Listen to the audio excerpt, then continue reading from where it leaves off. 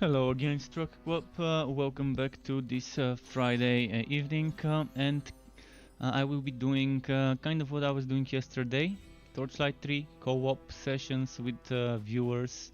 And yeah, tonight, in 3 hours from now, I will be closing my giveaway and seeing who wins. So we've got 3 hours and 1 minute until the giveaway, until the end of my stream tonight. And keep in mind at 1 PM Pacific time there will be a developer stream. So I'm surely gonna watch that developer stream myself. Thankfully it's not during the time I stream, so I will be able to join that stream. But yeah, if you wanna co-op with me, let me know, we can team up. If you wanna just watch, that's fine as well. But yeah, I've got some wood today while recording my footage, some level 60 and some lower level wood, which is nice. I mean, it opens up certain builds, especially this masterwork bow for an explosive arrow build. I might wanna use that sometimes soon to make a combustive Sharpshooter 2.0, but yeah, for now let's check everything into the Legendarium.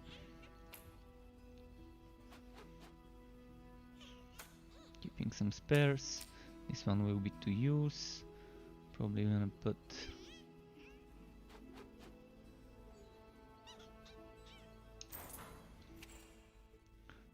use this and put this here. Maybe like this. Okay. And Zericus is back, says hello. Sky Daddy. That sounds nice.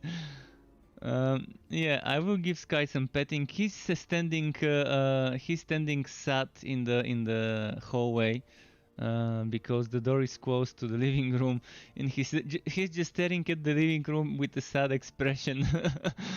I can see him through the door.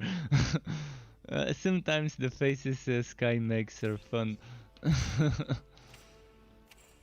But yeah, it's getting cold, so we do close the doors. Otherwise, I would have left the door for him to run. So Vitoxin, welcome back, Vitoxin. How have you been? So does anyone want to push some Fazir dungeons? Maybe farm some Gearwaki maps? I'm gonna try and maybe farm some Gearwaki level 60 maps like this one. Yendrak, I don't think there is a best class. There is probably a best combination somewhere out there between a class and subclass. And even if you get the best combination, you're not gonna get the best build unless you know how to level up. And Oscar, thank you very much if you're watching. Thank you for subscribing to my YouTube channel. And Femfatal, welcome back to you as well. Bane with Train is good. Yes, Vitoxin, I hope you are enjoying it. By the amount of exclamation marks in your message, I can definitely see that you've had fun with the Bane Train. Yeah, Bane and Train is one of the meta builds, if you build it right, if you build it properly. You can take a Conductor Grailmaster, you can take the Bane, you can max out Miasma, you can max out Flamethrower car and Shotgun car, you can take tier 2, what's its name, tier 2 build train. It could be done as a meta build. In fact, my next build would be exactly that type of a build, a Bane train, where I'm focusing on the train rather than summons. Because my Bane Ductor, my ancestral Bane Ductor was a Bane train build where I'm focusing on summons rather than the train. But I will do one such build after I'm done with this one. After I'm done with this one, there will be a basic attack version, and then after that most likely I will do a new playthrough with Realm Master on the Bane Relic, because it's been a while since I last did a Bane Realm Master. Yeah, Lantern Flash tier 2 is necessary, and Blasting Charge tier 1 as an active is necessary. Lantern Flash, even if you use it as a passive, it's a must-have on any Realm Master build for me. I can't make a Realm Master build and enjoy it if I don't have Lantern Flash tier 2 as a passive at least, and tier 1 Blasting Charge as an active. And ideally tier 3 Hammer Spin would really help with survivability, so I always get it.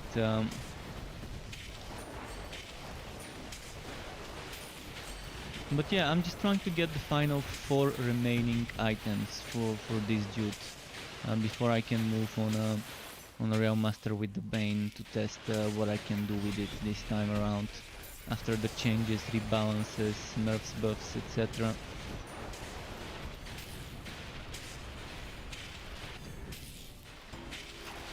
Because the Bane train used to be silly good. It used to be silly overpowered when you could get 50% bonus poison damage and stack poison damage on your gear. After they removed those passives, it became a little bit better compared to other classes. It's not that big of a difference compared to any other train build, but it's still a decently strong build. And Flamethrower Car by itself on any build can be very good with its tier 3 bonus.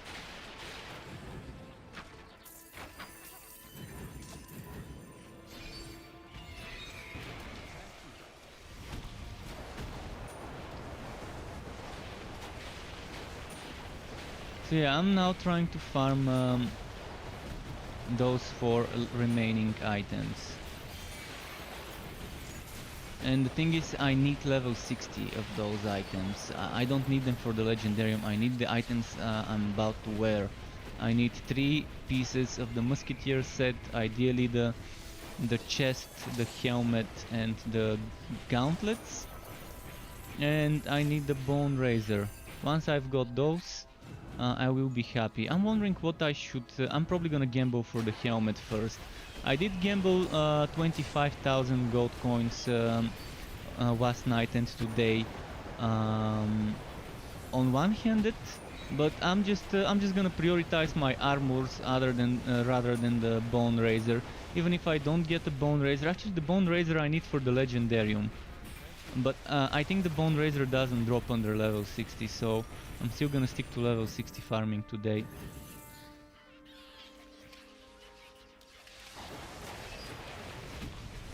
What it means is Hammer Spin Endurance bonus is that whenever you use Hammer Spin while your endurance is full, it gains all the charges of Pound, Blasting Charge, Flying Picks, and doesn't it say Spike Drive as well? Oh no, Spike Drive is whenever you consume endurance with any skill. So yeah, whenever you use Hammer Spin, when your endurance is full, you will get back all your charges, remaining empty charges of the skills it mentions. That's what it means. It's very good for Slammer builds to combo this.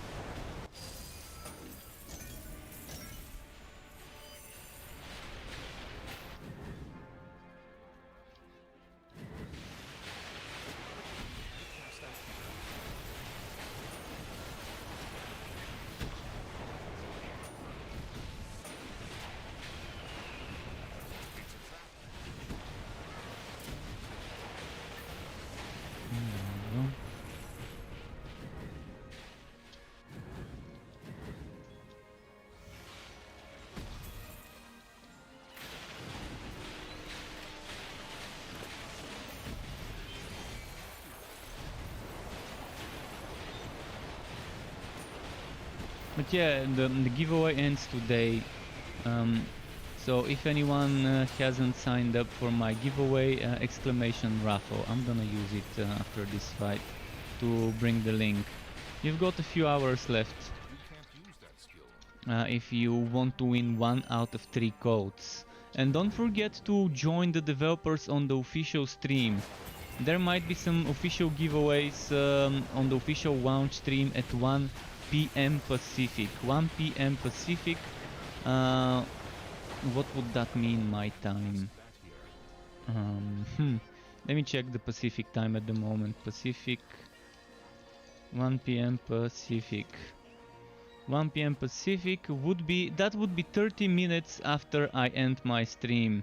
30 minutes after my raffle giveaway is when the developer official stream is starting. So it's lining up perfectly. It's lining up perfectly. I'm gonna have like a little bit of time to rest after I stop my stream, and then we can watch the official dev stream together. So at the moment it's 7:39 p.m. my time, and it's 10:30. In a little less than 3 hours I will be stopping and moving on to watch the official dev stream, the launch party. So yeah, expect some surprises and some announcements in the dev stream. They're probably gonna they're saying that they're gonna let us decide which next feature they will announce, whether they would announce the next endgame, the next whatever else they're working. I'm assuming they're working on multiple things. I'm assuming most people would want to know what the next endgame would be, rather than other things. So if there's voting, I will vote for announce the next endgame.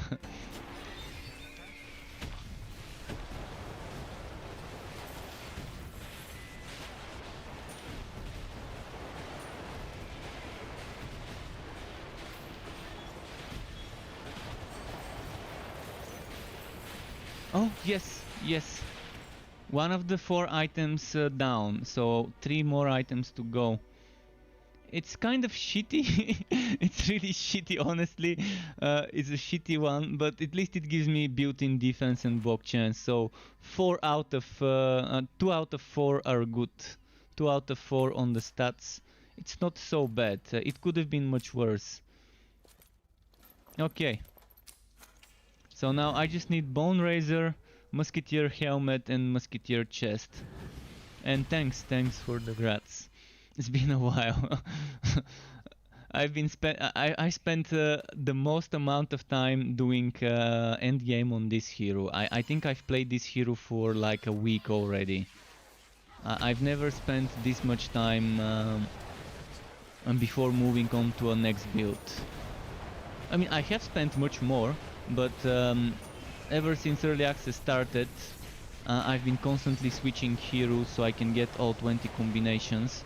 So I never got that much time to play on the same hero as I did on this one.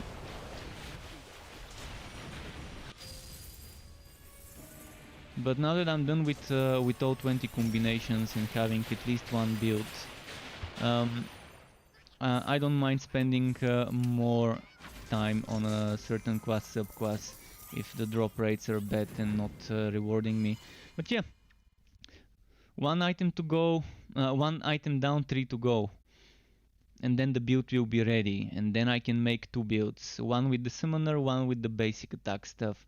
I'm wondering for the basic attack build if I wanna equip a Stormblade later on. I mean, I can make the basic attack build right now, but I think I've only got 39 Respectacles. And I'm not sure how many I would need to rework the build for the summoner version. We'll see.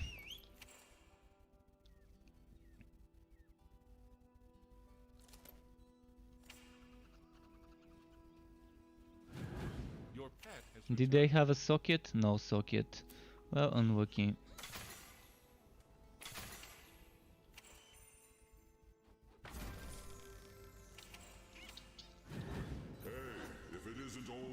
Let's do this. Which one was this? Was it level 22? Just looking for gear wiki. By the way, whoever wants to join me, let me know. I'm just doing gear wiki maps. That's what I'm spamming. Gear wiki maps that are level 60 items inside. I'm not worrying about pushing my Fazir, because right now more important for me is finding the right items rather than pushing further. Oh yeah, you can join. I can invite you right now. Let me just load in. In the meantime, I'm gonna hydrate a little.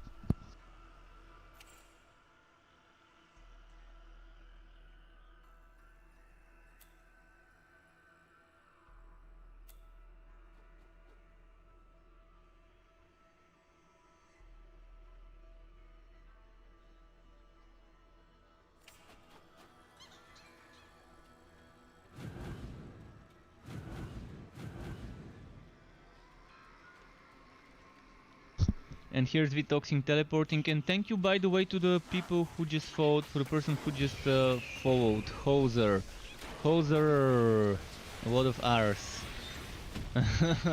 Thank you very much, welcome to the Struck Club, Hoser. By the way guys, did someone yesterday watch the official Cyberpunk reviews of certain things? Cyberpunk is like GTA 2077. GTA 2077. There were some very nice reviews regarding the vehicles and regarding styles in Cyberpunk 2077. If you haven't watched it, you might want to check it out. It's, I think, on the official Twitch channel or somewhere there, something like that.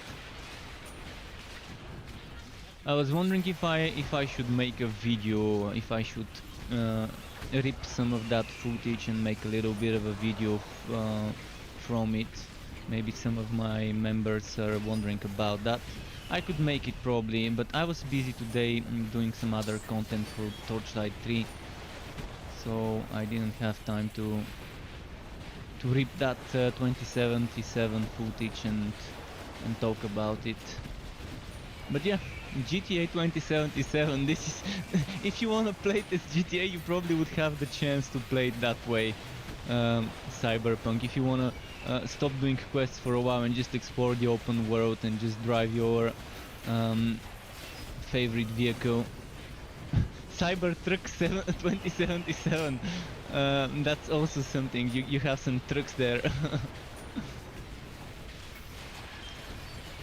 There's so many weird vehicles and so many nice types of style. So if you want to be that fashionista, Cyberpunk 2077 has you covered in all sorts of ways, even ones you couldn't imagine.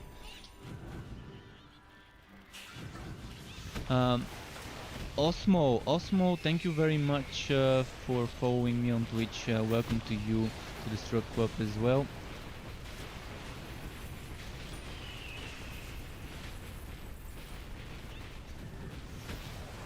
And this is probably gonna be good XP for Vitoxin. You get a little bit more XP if the enemies are 4 levels higher than you, or more. If you're fighting enemies 4 or more levels above you, you're getting a little bit more XP. I don't think it's that much, like 20-25%, maybe even 15. It's not that much, but it's still better than fighting enemies your own level while leveling up, if you can handle the heat. And that is. So even though there isn't pure power level boosting, there still is in a way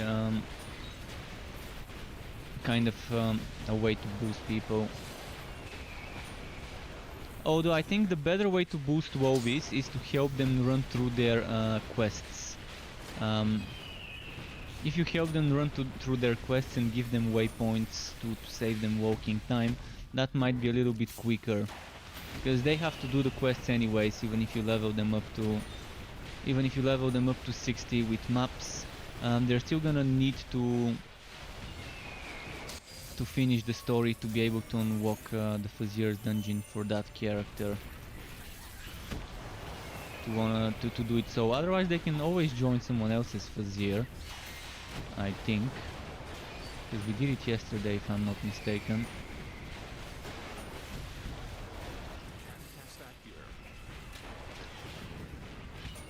This one's not letting you go. I'm trying to protect you, but he just keeps running towards you.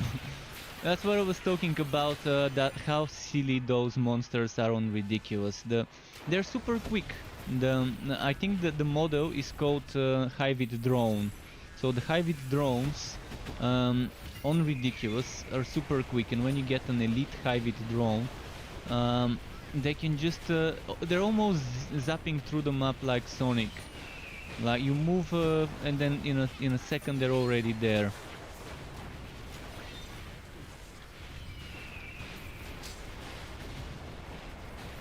And that's because they added movement speed to Ridiculous. Before they added that movement speed to Ridiculous, it was fine. And imagine how weird it would be when you're doing maxed out movement speed from challenge levels, on top of the movement speed from ridiculous, on top of the base speed of the drones, the heavy drones.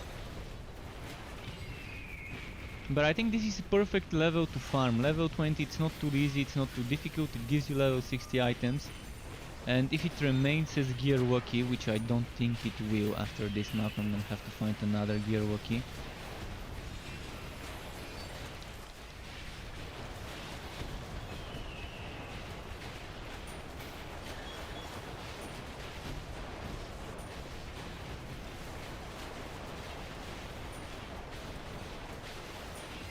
Wait, what's there? Something's fighting him. Okay.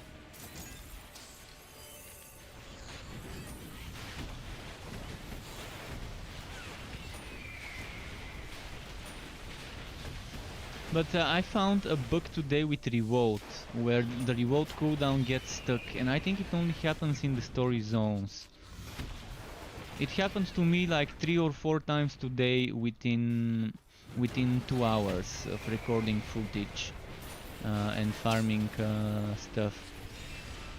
And Revolt would get stuck at like 8 or 6 seconds cooldown, and it wouldn't go down. And I didn't see this happening the past days of streaming, not a single time. But today I went to farm some low level zones just to see what I can do there, what I can farm.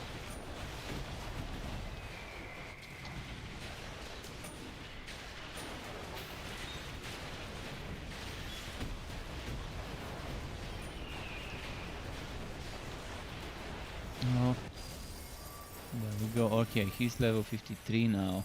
Nice, grats. And Sinful Duck, welcome back, by the way. Haven't seen you in a while. How are you doing? How have you been?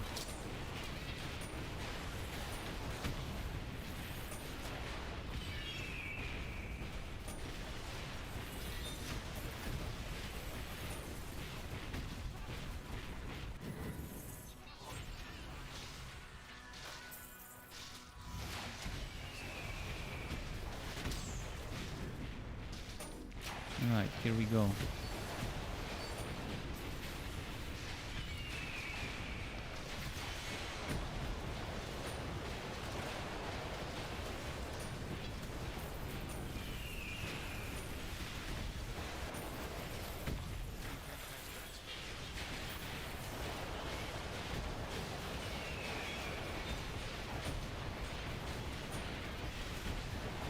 Cry, nice.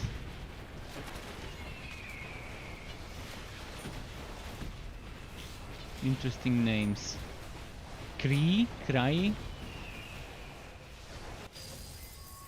And Sinful Duck saying, being good, just picked up Torchlight III today and happy to see you're making content for it. Oh yeah, one thing's for sure, I will keep making more and more content for this game.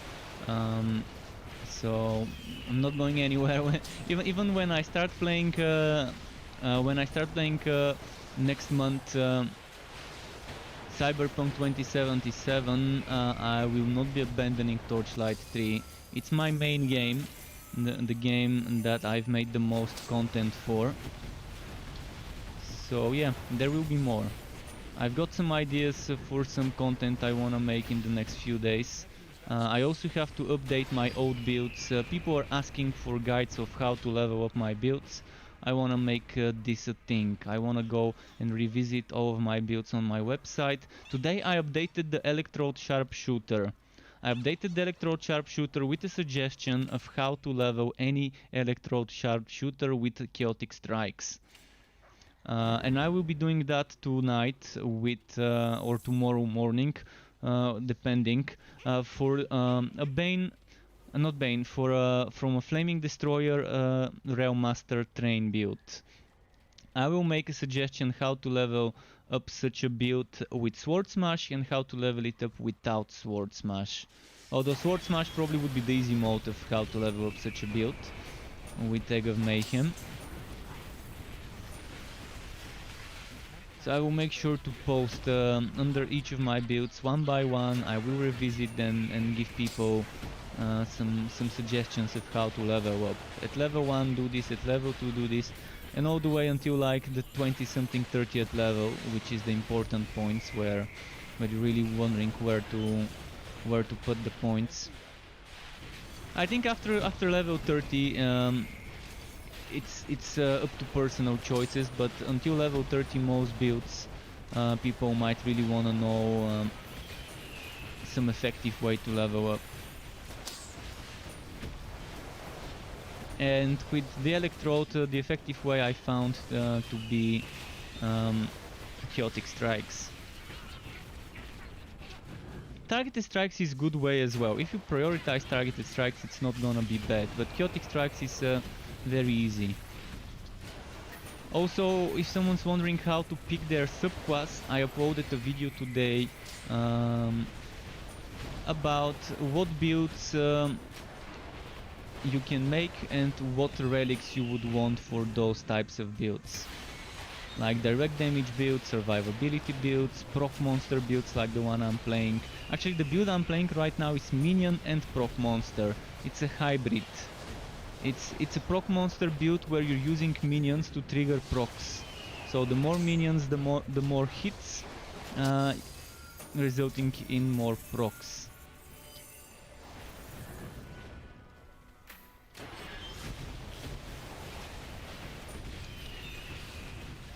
So this is like a mixture between my infectious summoner and my electrified sharpshooter.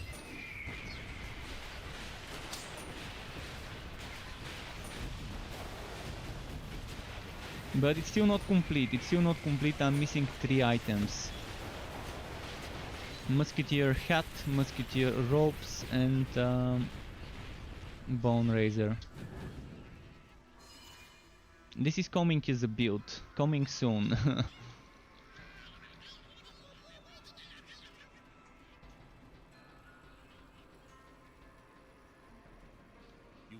We've got Crank as a boss. Let's see what Crank can drop.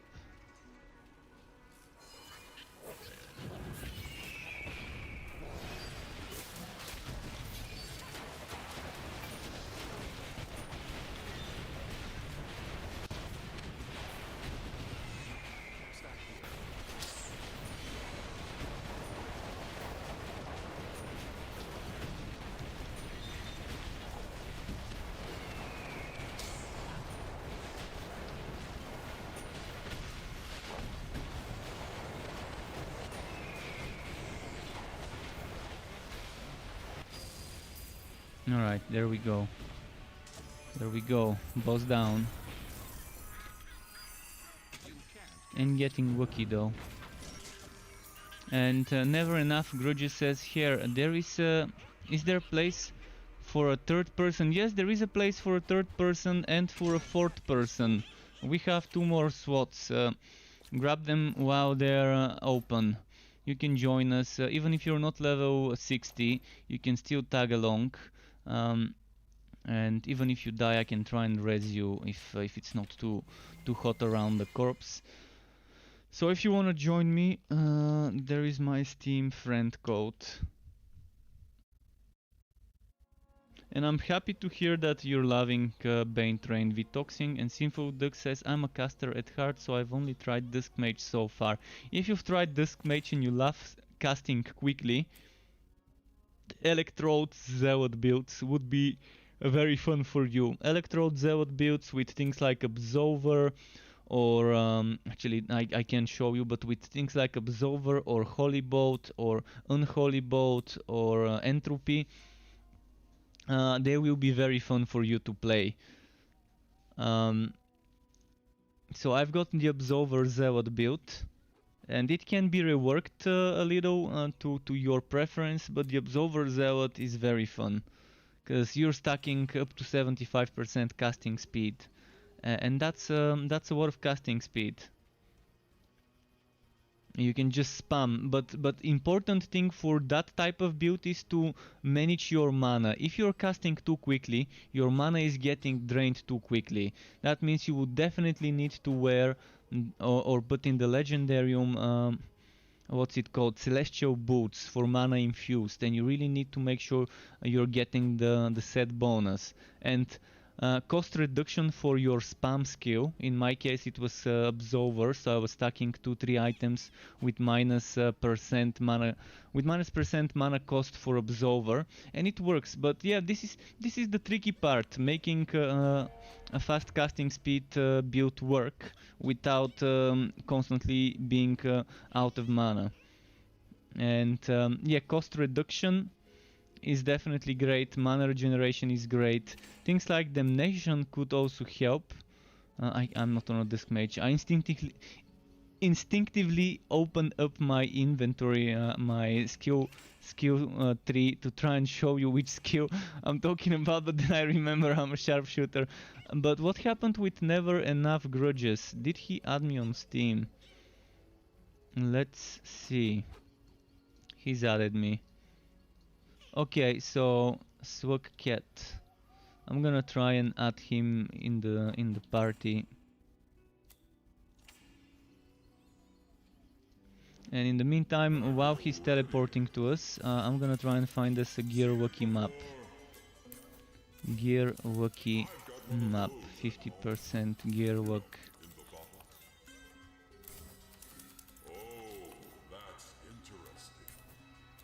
If I can find a Gear Wookie map, there we go. Siege or Stormbringer. I'm gonna go for Stormbringer because it's a little bit more bearable to do.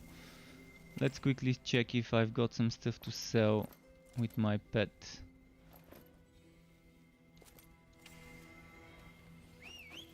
Did he get the party invite? You need to press P. If you miss the invitation, you can press P to accept it. And then you can just teleport to us by pressing your portal button.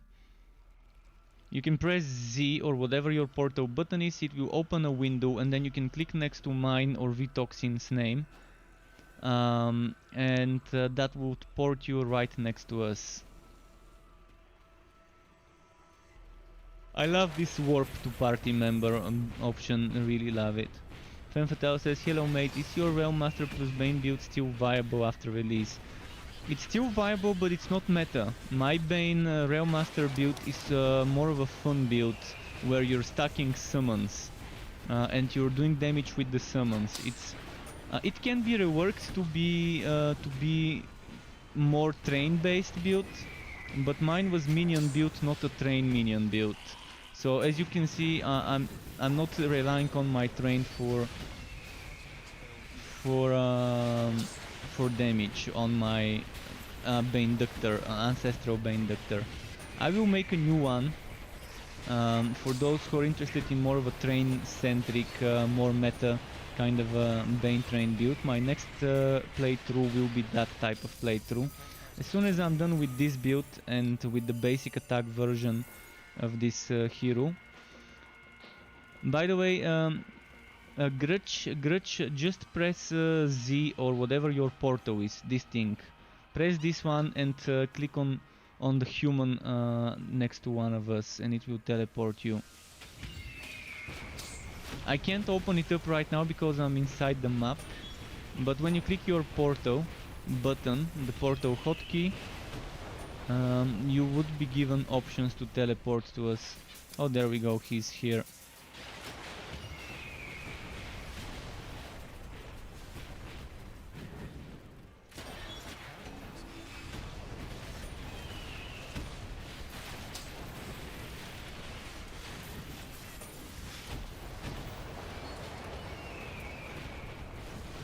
And once they fix certain bugs, like the bug where Revolt doesn't reset the cooldown of Scout's Bones, this build would become even better.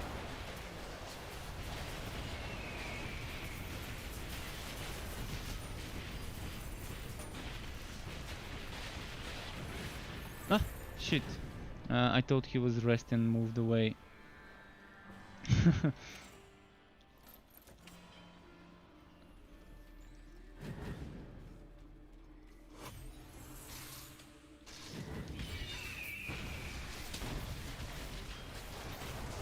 Alright, there we go.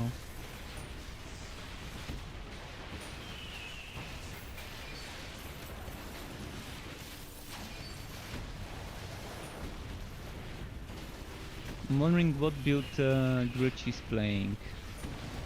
Some sort of Railmaster build? Railmaster train build? Is that a Flaming Destroyer I'm seeing? Or is that Electrode? I'm seeing basic attacks with the pistol. Interesting. Ah, he's doing Bane Railmaster, nice. Yeah, the Bane Railmaster, the Bane train build is... it can be super strong. Once you know the simple thing that minion damage benefits your train, and your train gets stronger the more your minion damage, this is enough to make you wanna try it, to make you wanna stack all that minion damage with the flamethrower card damage, with the conductor skills damage, and with the regular damage from miasma. So that means we can stack two different auras. We can stack miasma and what's its name, Walkaway Storm. Now that we have, if we had a third person with a different relic, we could stack 3 different relics. I'm not sure whether we can stack 2 times miasma, but I won't be surprised if we manage to do it somehow.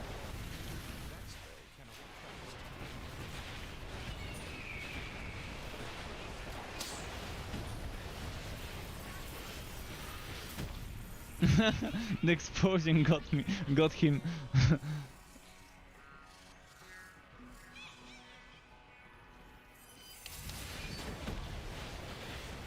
Those explosions. By the way, is it wagging for you guys? For me it seems to be slightly a little bit every now and then doing like a little rubber band. But it's not too bad.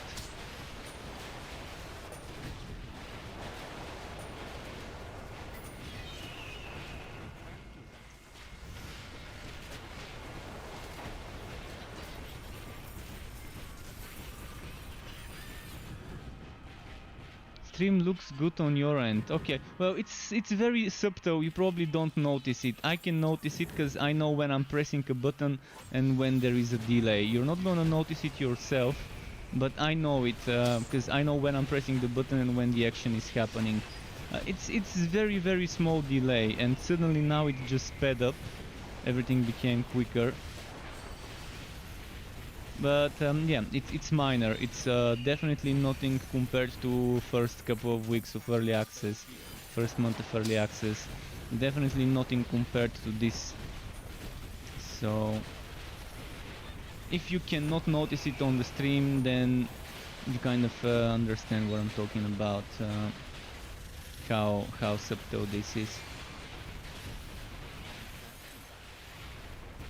But Frost Mage type with the Cold Heart build is doable.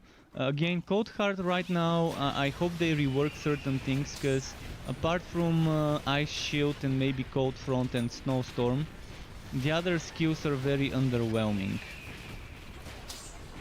Unless they rework some cooldowns and some damage numbers on the other skills, you're gonna feel a little bit underpowered if you've tested other relics. I mean, if you've never tested other relics and then you make a Cold Hard Mage as your first thing, you're not gonna notice the difference because you're not gonna have anything to compare it with as past experience.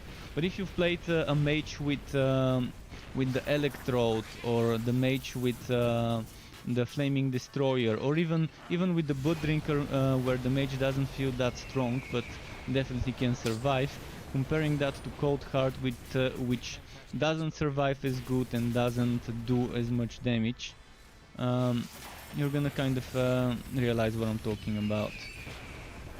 Most people who I've talked to who have tested different relics and have tested the Cold Heart agree with me that it feels a little bit underpowered the way it works right now. On paper it might sound like very good thing, the way Frostskin works every 35 seconds, ignoring a single piece of damage.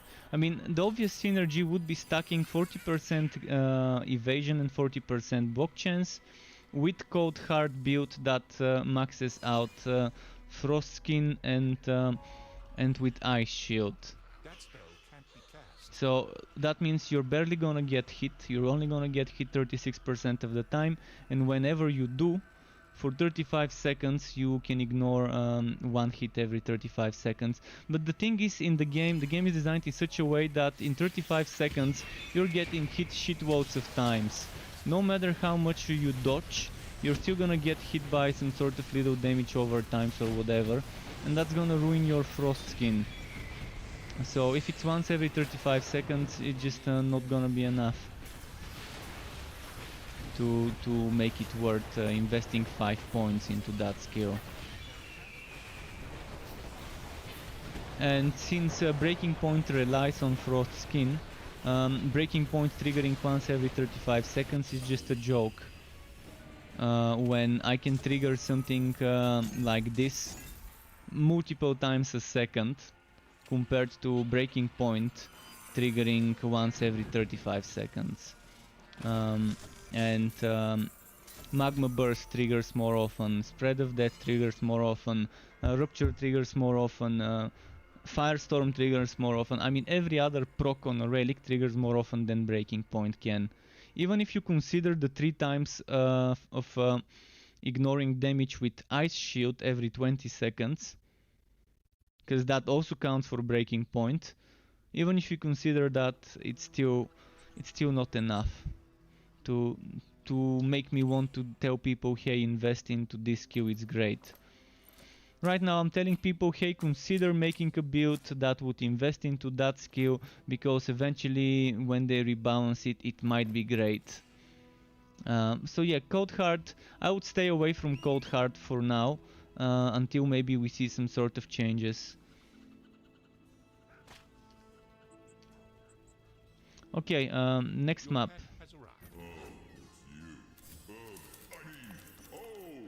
I'm looking for Gearwalkie again. We're just going after the Gearwalkie maps. As long as they're level 60 and they're Gearwalkie, we are fine.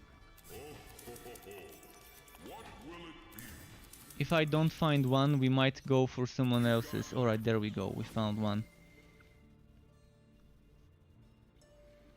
I should probably start saving up Gearwalk items and make myself a farming set where I can max out my Gearwalk to 100 with this 50 from the map, with the 20% from the difficulty, the 15% from this, and I will need a total of 15. So I don't need more than 15 Gearwalk from items if I'm playing in a team and doing 50% maps. Oh, and I forgot something. I need to make room here.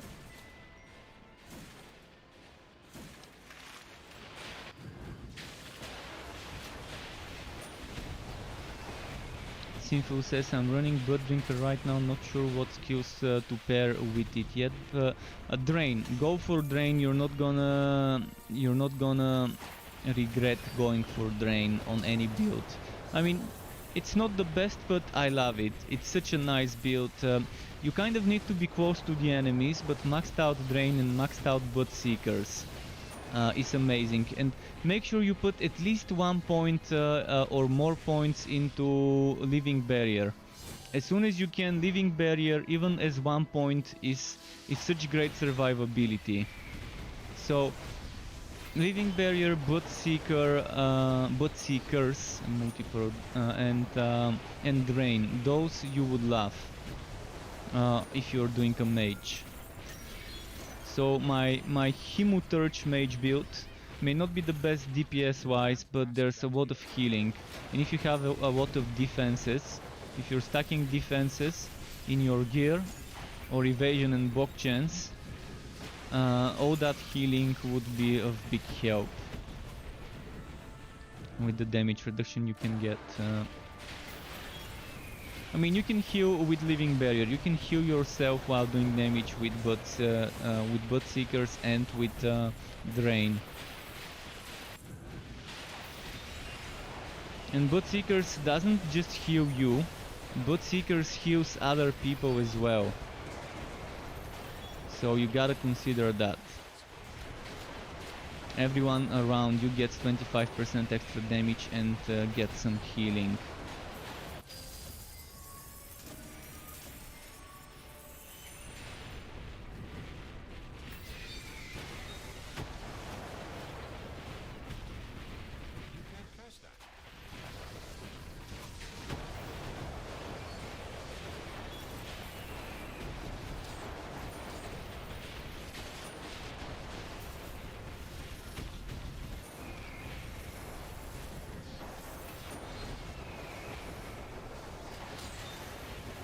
Nice.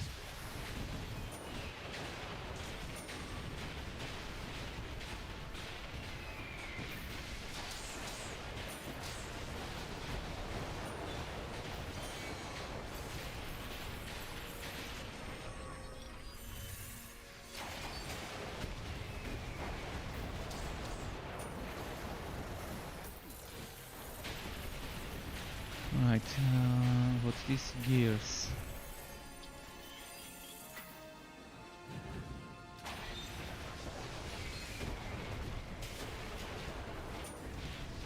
I'm wondering if I should try this as a tight grouping build later. Zadian, thank you very much for subscribing to my channel if you're watching me right now on YouTube. Welcome to the Struck Club. And yeah, Sinful Duck, you're welcome. And again, if you're not sure about anything, folks, ask. If you're not sure about certain things, feel free to ask me whatever. I've played with every class and every subclass possible, so I've tried all sorts of combinations. I've done all the science that needs to be done. Actually, I haven't done all the science that needs to be done, but I've tested every class and subclass as a combination.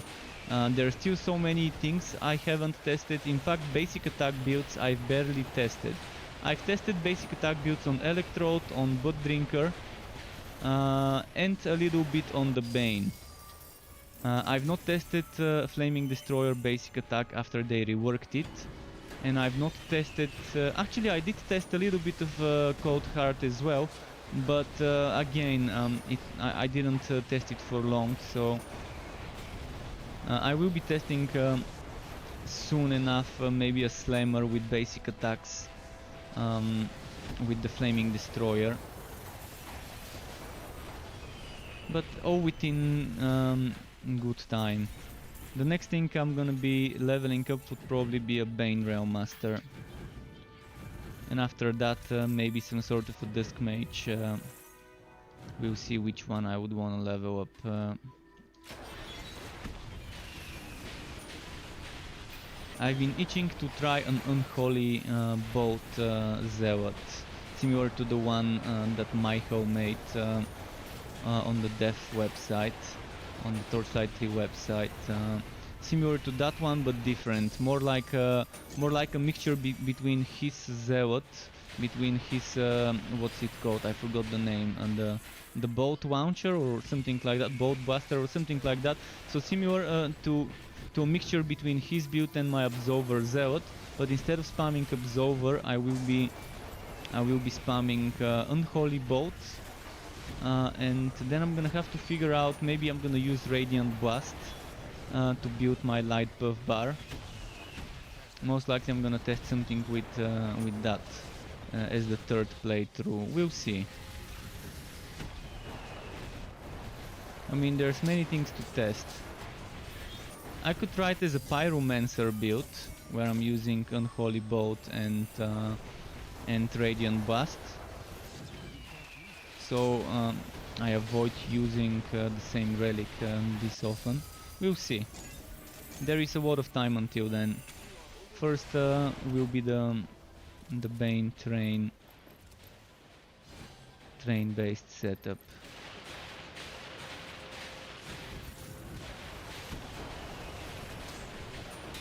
But yeah, I'm excited to see what they're gonna announce today on the official dev stream.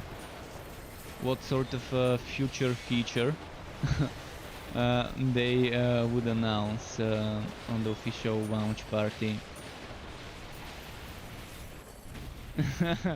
Yeah. How much does your flamethrower car hit on ridiculous for, by the way? When you're solo, when you're not in multiplayer, because when you're in multiplayer it's reducing the damage. So I'm wondering how much you can crit for. 200,000, 300,000, 400,000? The big spider is from the final skill of the Bane. It's from Arachnid Assault tier 1. It's the Spider Queen. So tier 1 Arachnid Assault is where you get that big spider. It's actually pretty good and does decent damage.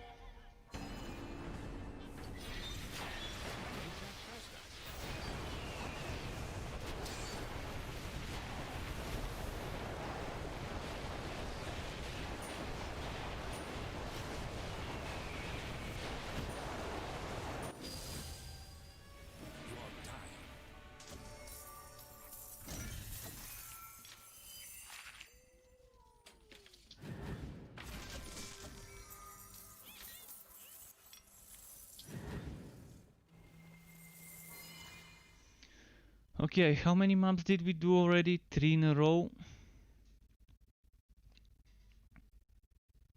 Sinful Duck wants to do Unholy Boat. Unholy Boat is nice and you can combine it with the Soul Flask and get extra projectiles. And it's nice, it's definitely fun. Unholy Boat is fun. Remember, you would need 1 light skill to spam and 1 dark skill to spam.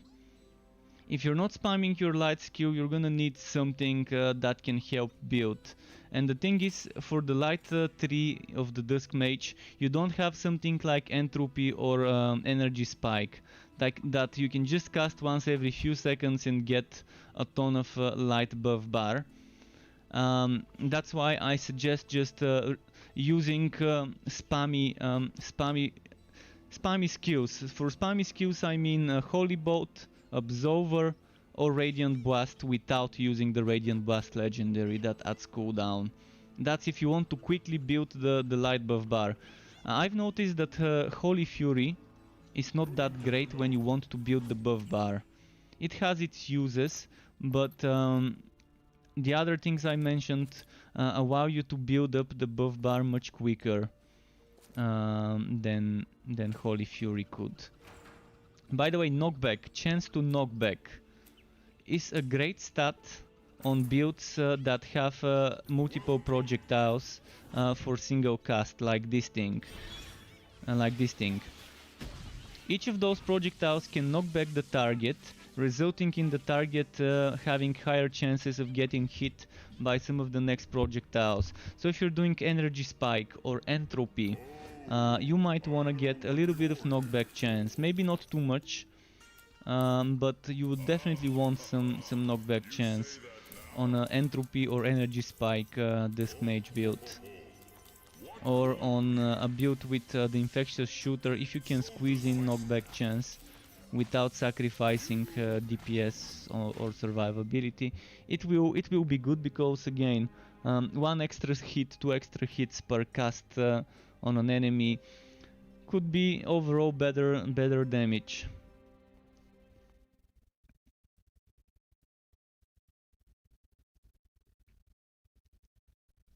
So there's it's a two-sided edge, two-edged blade, double-edged blade, because you might end up knocking back the enemies too much or away from the AoE zone, so away from onslaught. So if you're using onslaught, you might want to avoid knockback chance. But if you're using things like targeted strikes, tight grouping, or maybe even explosive arrow, if you know how to skill shot it, then you're not gonna worry too much about it.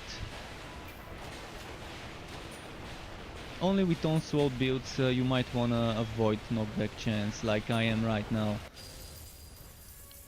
Folked, interesting nickname. Thank you very much for following me on Twitch. Welcome to the Struck Club to you. Again, reminder guys, my giveaway ends very soon. My giveaway ends in 2 hours, so if you want to join for a chance to win 1 out of 3 keys, 3 winners, 1 key each, you might wanna go on this link.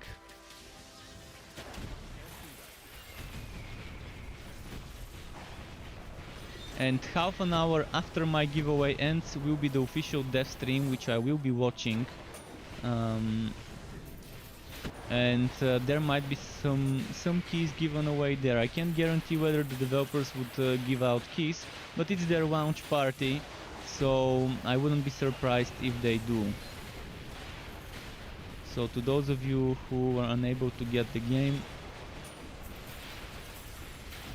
make sure to join to see some reviews, to chat with the developers. I mean, the legends Max Schaefer and Matt Wellman, the CEO of Factor Games, Max Schaefer, co-creator of the Torchlight and Diablo series, and also Matt Wellman, who is the composer of the Torchlight series and of Diablo 1 and 2.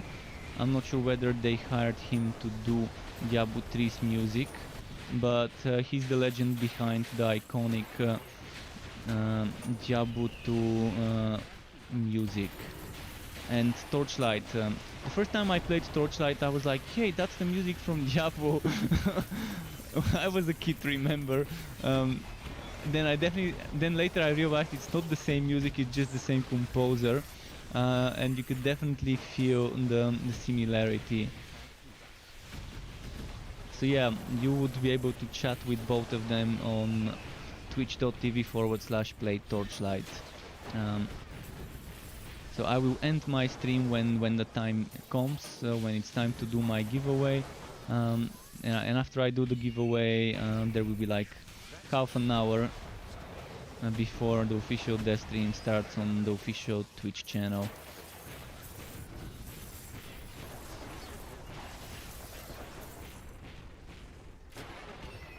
And Fox says, good job on pronouncing the name. Seen a lot of your videos and info, no one else has covered the game as much as you have. What do you feel is the meta quest relic? I won't say meta quest or relic because I would say just stay away from Cold Heart from now.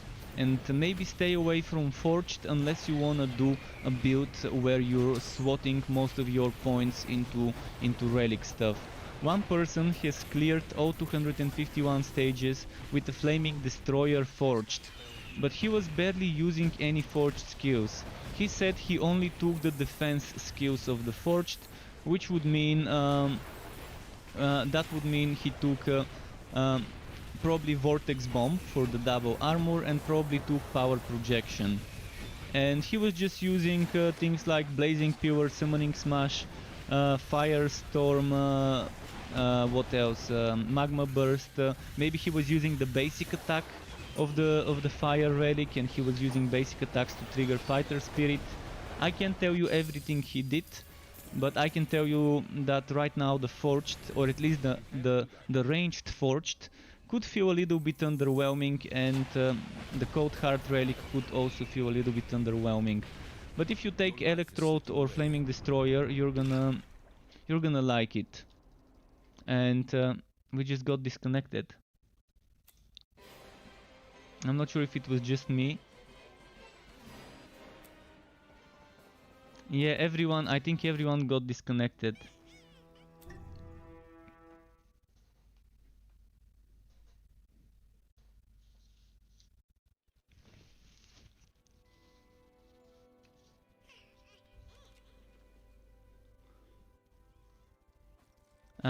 By the way, someone asked earlier when I'm gonna start my Realm Master character. I'm gonna start my Realm Master character as soon as I find the 3 items I need. And the 3 items I need, I'm gonna say it again. Legendary Musketeer Helmet, Legendary Musketeer Chest, and Bone Razor. Let's try and get the helmet again. I've got some coins to try and gamble. Once I get those items, this build will be ready. And I can move on to the basic attack build, which I don't need any more items for the basic attack build. on this hero, and then after that I will be starting my Bane Realm Master. It's just the RNG is... the RNG in this game loves showing me a middle finger. It's like that. I would need certain items that people would be finding while leveling up, yet I would spend more than a week and not get those items. It's funny. It's funny how the RNG works when I play the game.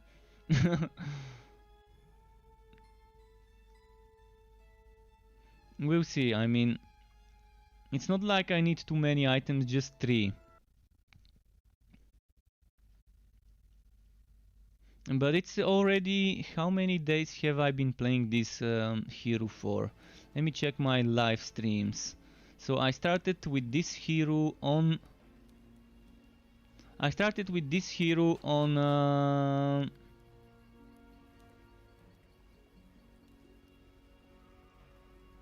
on the 11th of October. So I've got 1, 2, 3, 4, 5, 6, and this is day number 7 of playing this hero. Okay, let's try and re-invite the people who got disconnected.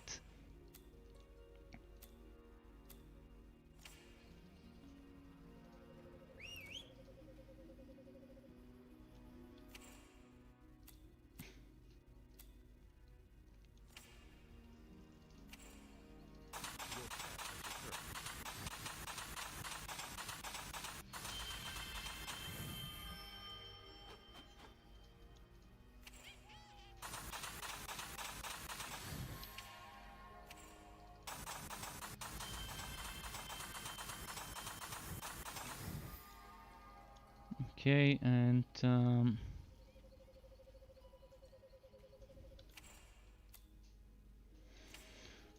who is missing? Vitoxin is missing. Is he joining? Is Doompipe a one-hand? Doompipe is an offhand. Doompipe is a offhand focus.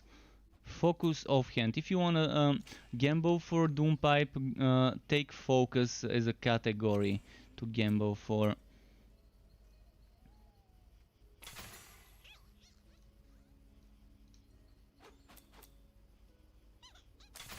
How hard is it to respec? I'm wondering if my character will be screwed. It's not that hard. Once you reach the end game and start farming fame on Ridiculous, you can get within a few maps, if you farm the right maps, you can farm.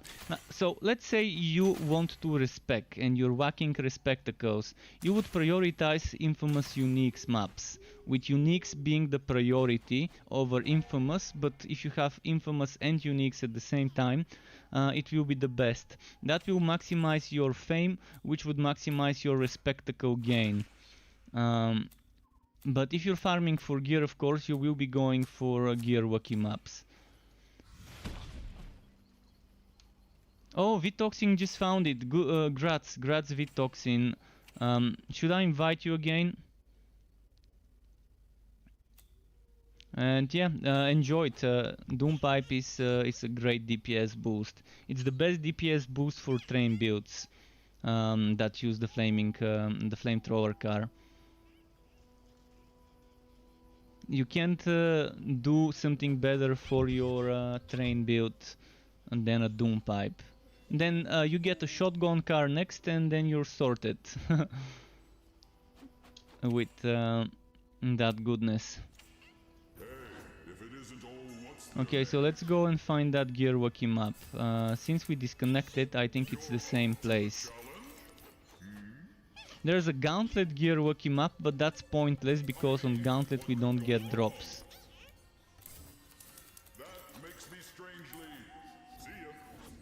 Wait, where did it disappeared? It was somewhere around there. Did they change the affixes?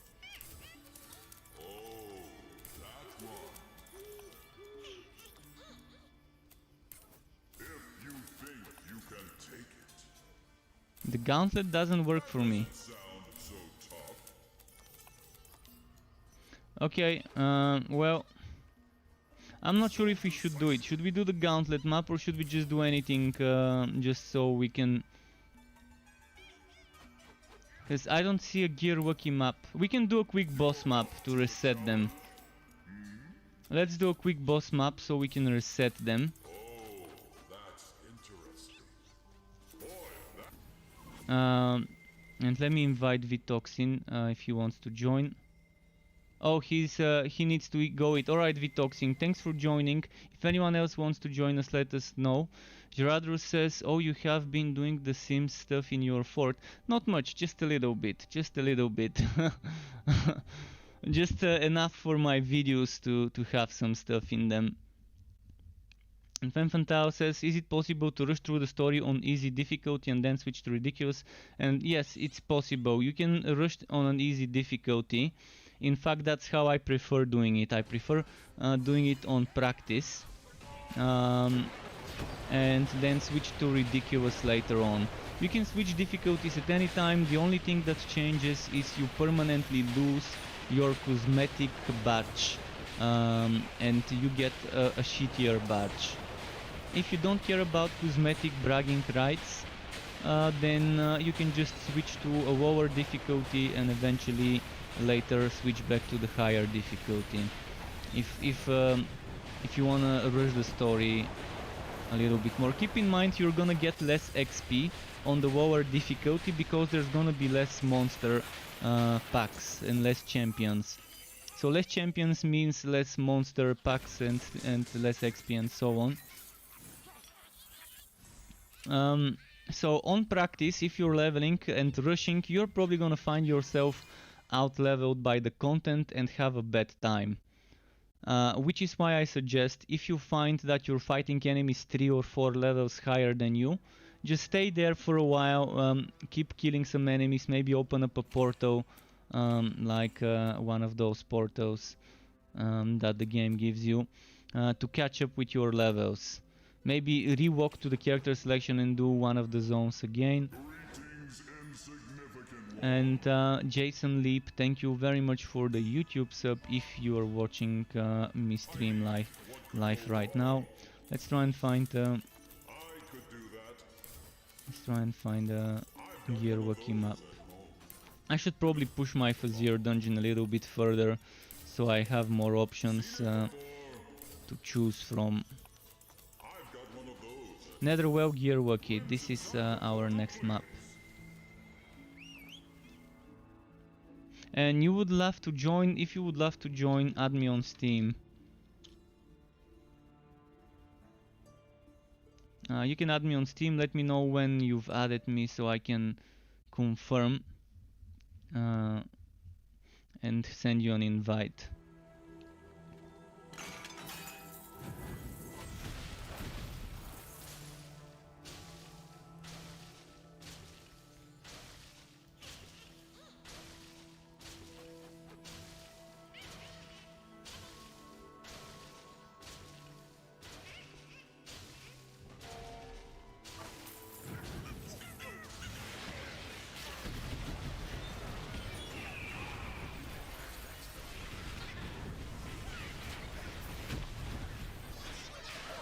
See?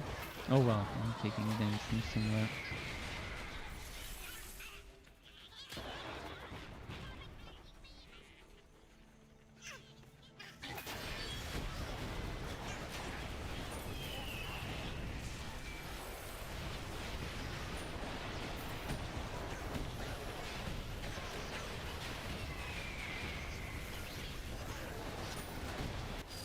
It's weird, Shasta is taunting, yet the enemies are not always attacking Shasta.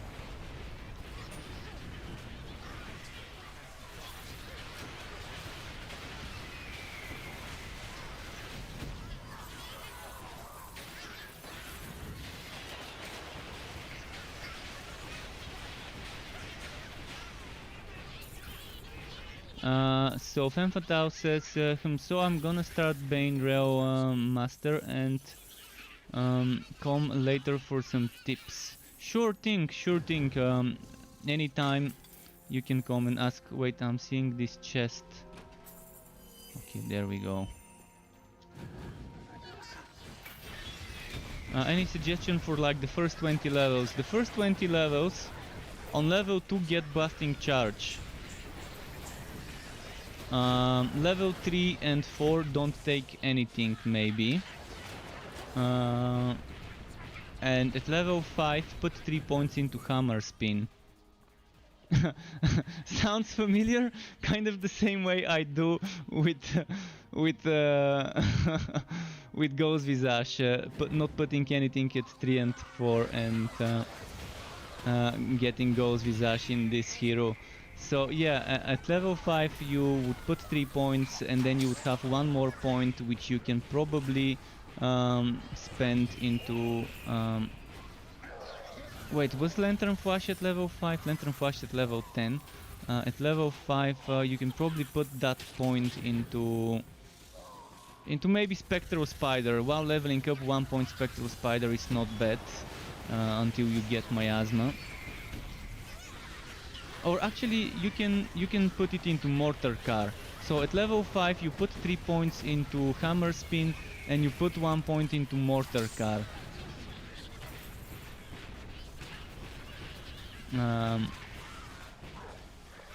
My name is not Struck TOF on Steam, it's just Struck. You can just type the friend code in the button in the field. My name is just Struck. No other thing other than Struck, and there should be a cloud and a lightning coming from the cloud, and in the cloud it should say Struck. It's an old logo of mine, one of the first logos.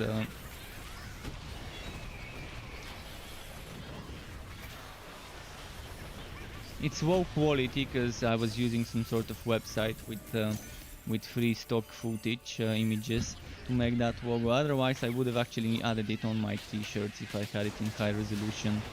I can try and draw the same one. Wait, what's here? I'm seeing the... Oh, that's the book people were talking about, where you would see the icon for a legendary, but it would be a white item. Okay. Now I understand what someone was talking about yesterday with this bug, where it tells you that there's a legendary on the map, but there's actually a white item. But yeah, you can just click on the plus button on the Steam friend list, and then there's a field where you type a code, the friend code. And that's good enough to add the person. If it doesn't work, you can give me your own code or whatever it is, a link.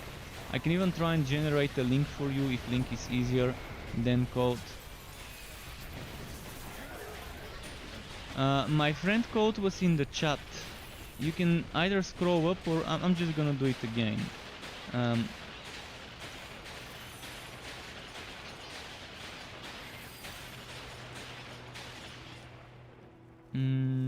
Okay, I got one request from Femme Fatale, but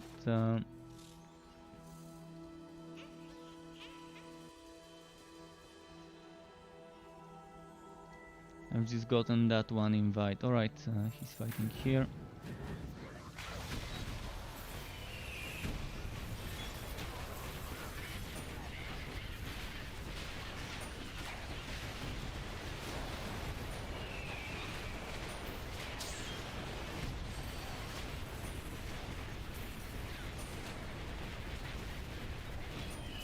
There we go. Okay, I got the friend code. Now I can invite you. Once you accept the party invite, you can just press your portal hotkey.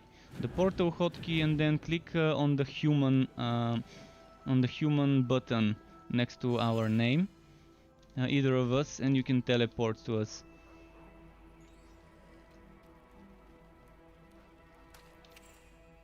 Someone wants a boost.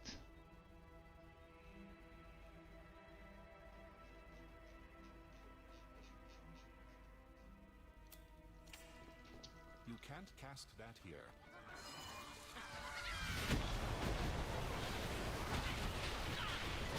Go.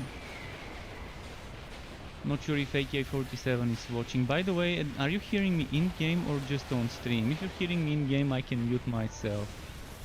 I forgot that I had left it open before. in game and stream. I can mute myself in game to avoid all that. I left it open the other day.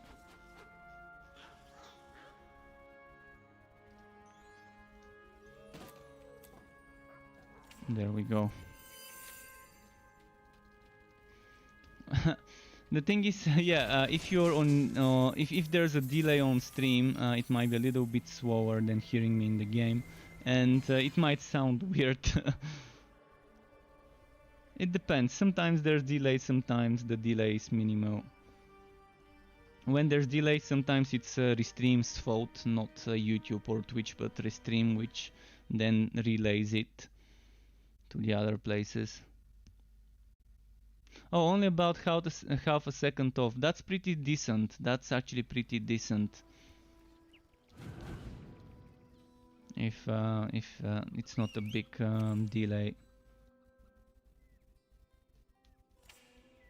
Let's see what the next Gear Wookie map will be. We've got Dividing Gear Wookie with Goblins. Goblins are great for farming. If I see Gear Wookie Goblins maps, it makes me happy, because there usually is a lot of density involved with Goblins. How do you teleport? Press Z or whatever your hotkey for portal. The button you do if you wanna make a portal to the town, if you wanna go back to the town. You press that button and then you're gonna see a human next to my name or next to the other party members' names. Swugcat, did Swugcat leave?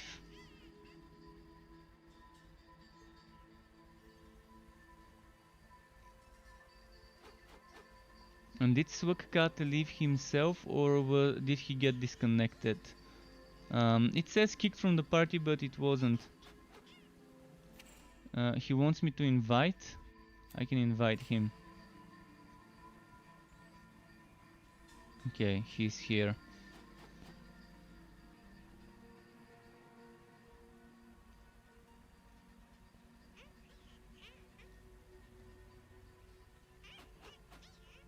And yeah, Marvin Richmond, thank you for reporting those items. I will try and remember next time to report which item it is when I get the item itself.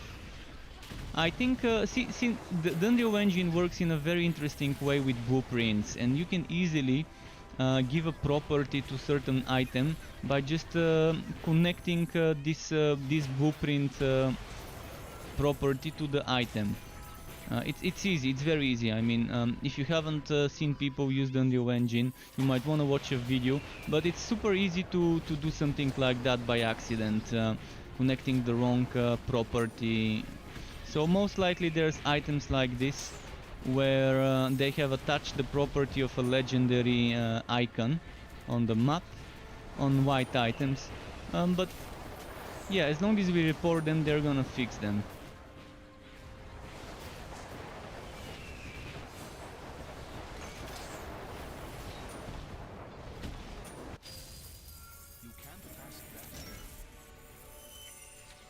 I think that's how it is. I don't know how they're handling this, but I'm assuming to every item they have attached different properties, and one of those properties might be the thing that connects the legendary icon to various items.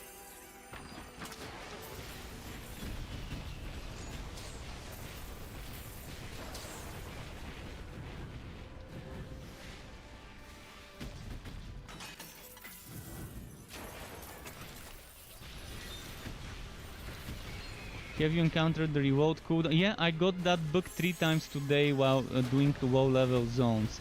The weird thing is I've encountered it in low level zones, but not a single time in a high level zone. So I'm starting to believe maybe it doesn't happen in the Fuzzier and in map works, but it only happens in story zones. At least for me, that's where it happened. It would get stuck on 8 seconds or on 6 seconds. I've also reported it today and opened a note ticket for the reload cooldown bug.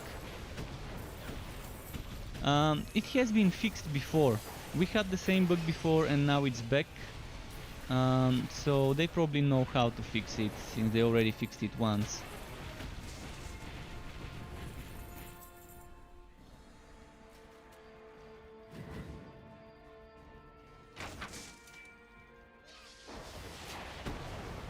Maybe they were trying to fix something else with Revolt, such as the thing where it doesn't reset the cooldowns of certain skills, like Scout's Bones. Maybe they were trying to fix that bug and made the other one reappear.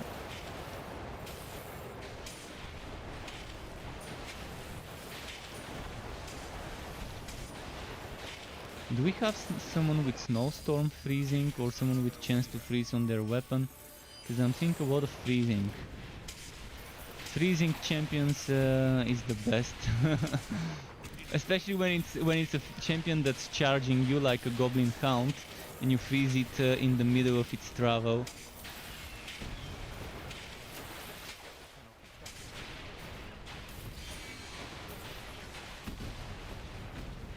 Oh, it's you, nice.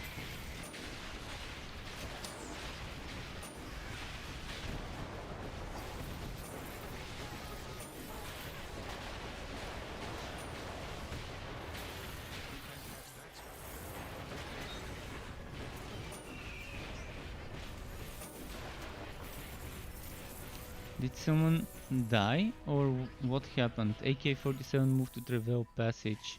Keep in mind, if you die we can resurrect each other, so it's not completely over.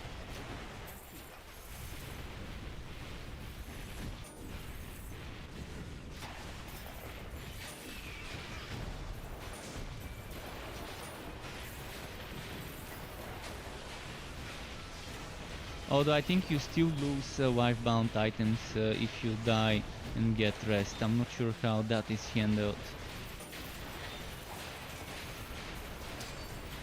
And Noob84 says, sorry if I missed it earlier, can you cover your build point spent or somebody direct me to the image clip where he does this? I can tell you how to level up. I can tell you how to level up the build. Do you want to know how to level up the build or do you want to know the level 60 setup?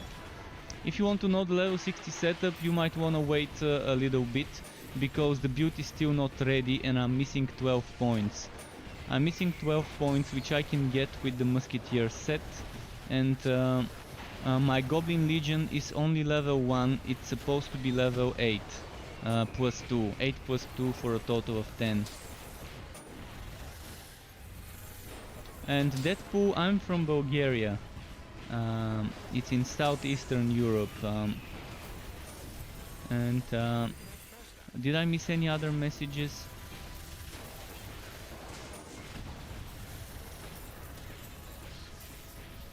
I don't think I've missed any other messages. But yeah, Noob, please tell me whether you want my skill points at the moment, whether you want I can point you to a guide where I have something similar, not this exact build, not a summoner build, but the targeted strikes damage proc monster build. And at the bottom of that page I'm suggesting how to level the build with chaotic strikes. You're not gonna be using chaotic strikes in the end, but leveling up the build with chaotic strikes is much easier in the first few levels. While doing the story. You're from Poland, nice. Not too far away. Half a day's drive or something.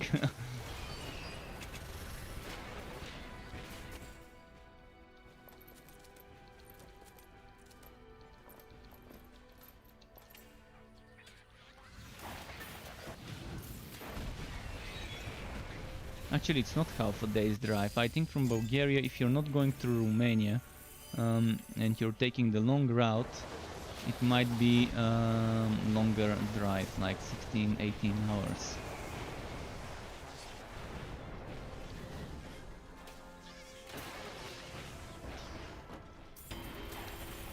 Let's see. But yeah, on my website, if you go to the Electrified Sharpshooter build on struckclub.xyz, which is here, builds. Struckup.xyz, look for Electrified Sharpshooter. This is a modification of the Electrified Sharpshooter, and this will be named Stormcover Summoner build. Stormcover Sharpshooter Summoner or something. Stormcover Summoner Sharpshooter, probably something like that. I haven't decided the name yet, because again the build is not ready. But I'm leaning towards the Stormcover name, because it sounds nice. It sounds very befitting, where I'm using my pets to proc stuff rather for the damage. I mean, they still do damage, but not as much as a Bane pet build does damage from pets. But I think this does more damage than a Bane pet build on the Sharpshooter. Once it's ready, once I have all 10 skeletons and all 9 goblins, or was it 8 goblins, and the archers, and I can maybe add the pet item with Simon and Bijou, and with Shasta, it's gonna be nice amount of summons. Never enough grudges. Yeah, I'm from the same country, so I completely understood your message. You understand, I have to speak in English. I'm not gonna speak in Bulgarian, because sometimes if it's just us playing, I wouldn't mind if I'm not streaming and we're on Discord or in game. But yeah, I am from Bulgaria. Nice to see a fellow countryman playing the game.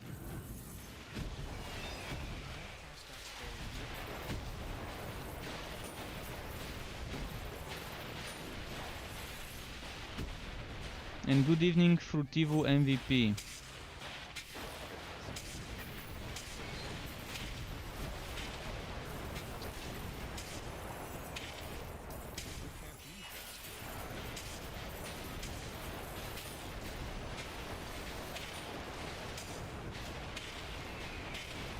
Wait, is someone dead or something?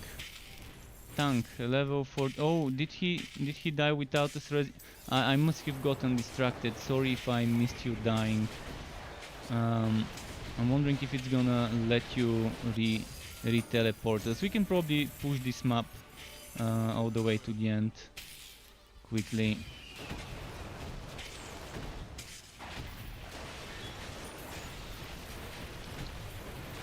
But I just realized it's showing a grey icon.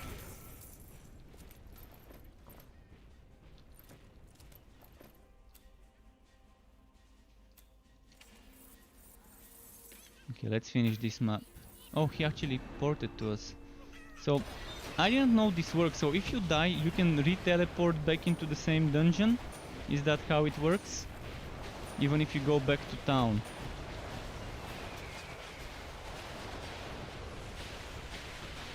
I didn't know that that's how it works. Interesting information. That's something I might mention in one of my videos. I'm thinking of redoing a video just about the end game. I'm just gonna wait to see what they're gonna announce today, and whatever they announce today, based on how much information we're given, I could probably talk about it tomorrow.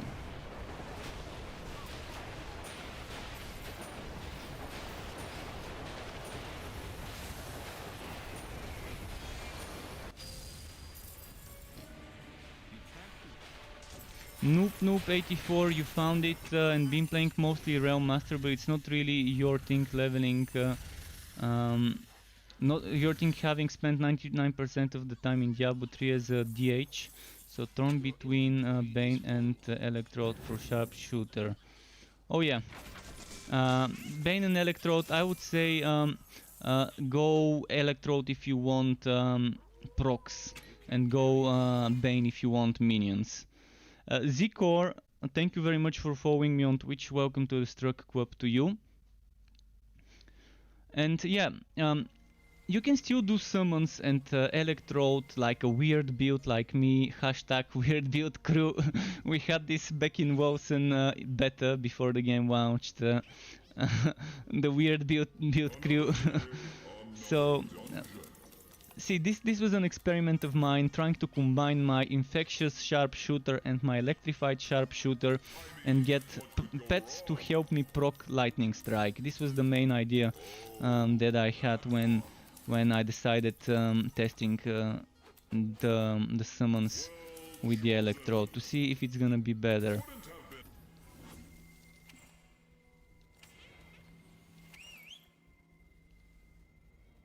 And yeah, thank you guys for the follows.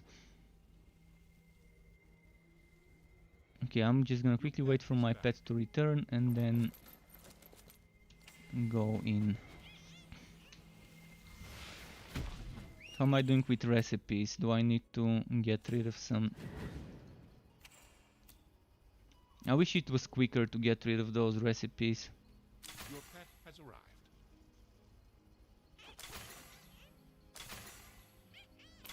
So still need 3 items.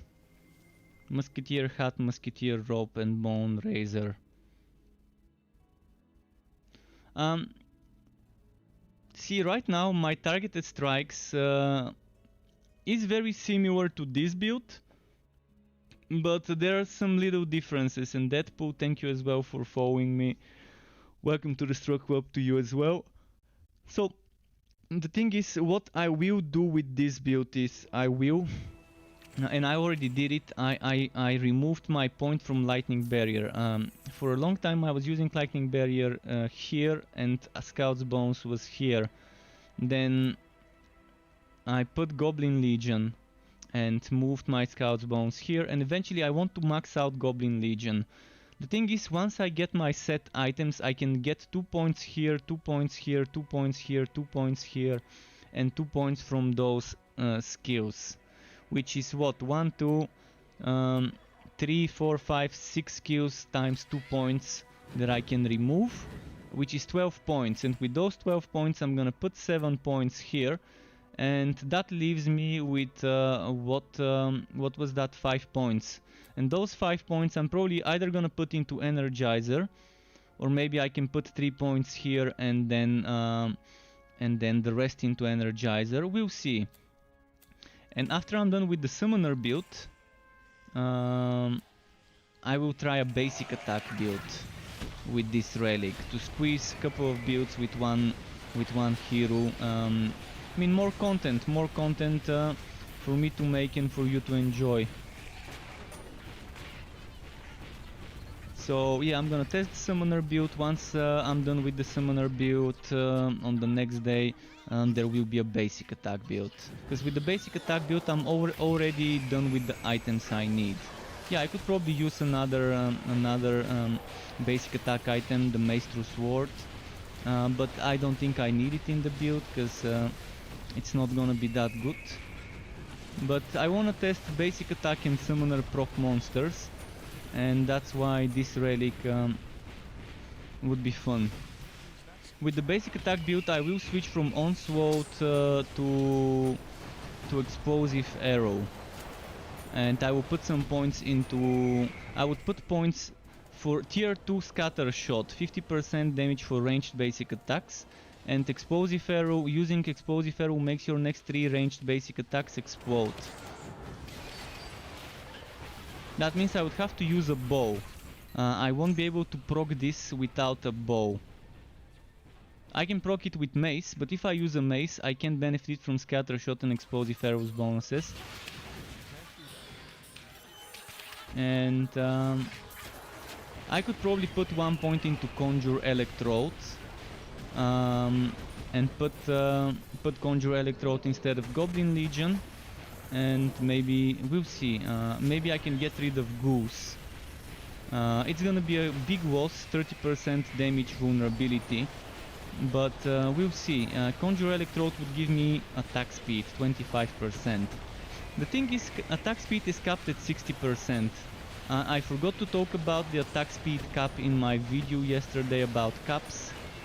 I knew I was forgetting something. I talked about crit chance, crit damage, block chance, evasion and damage reduction, but I totally forgot to tell people that attack speed is capped at 60% as well for basic attacks.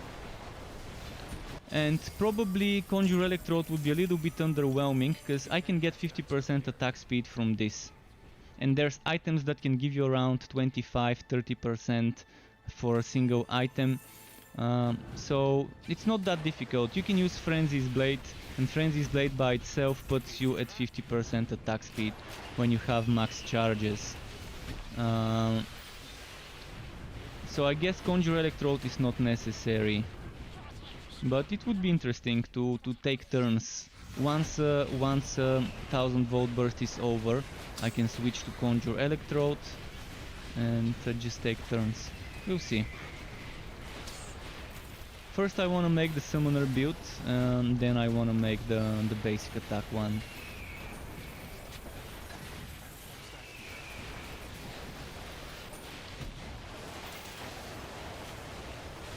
And the build I'm playing right now, you don't have to play it with Onslaught. In fact, I most likely will record myself playing it with tight grouping as well, because there's a synergy of tight grouping. You can auto-cast tight grouping.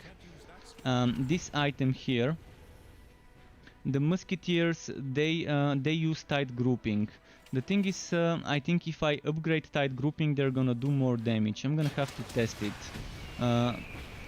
When I'm ready to test it, I will.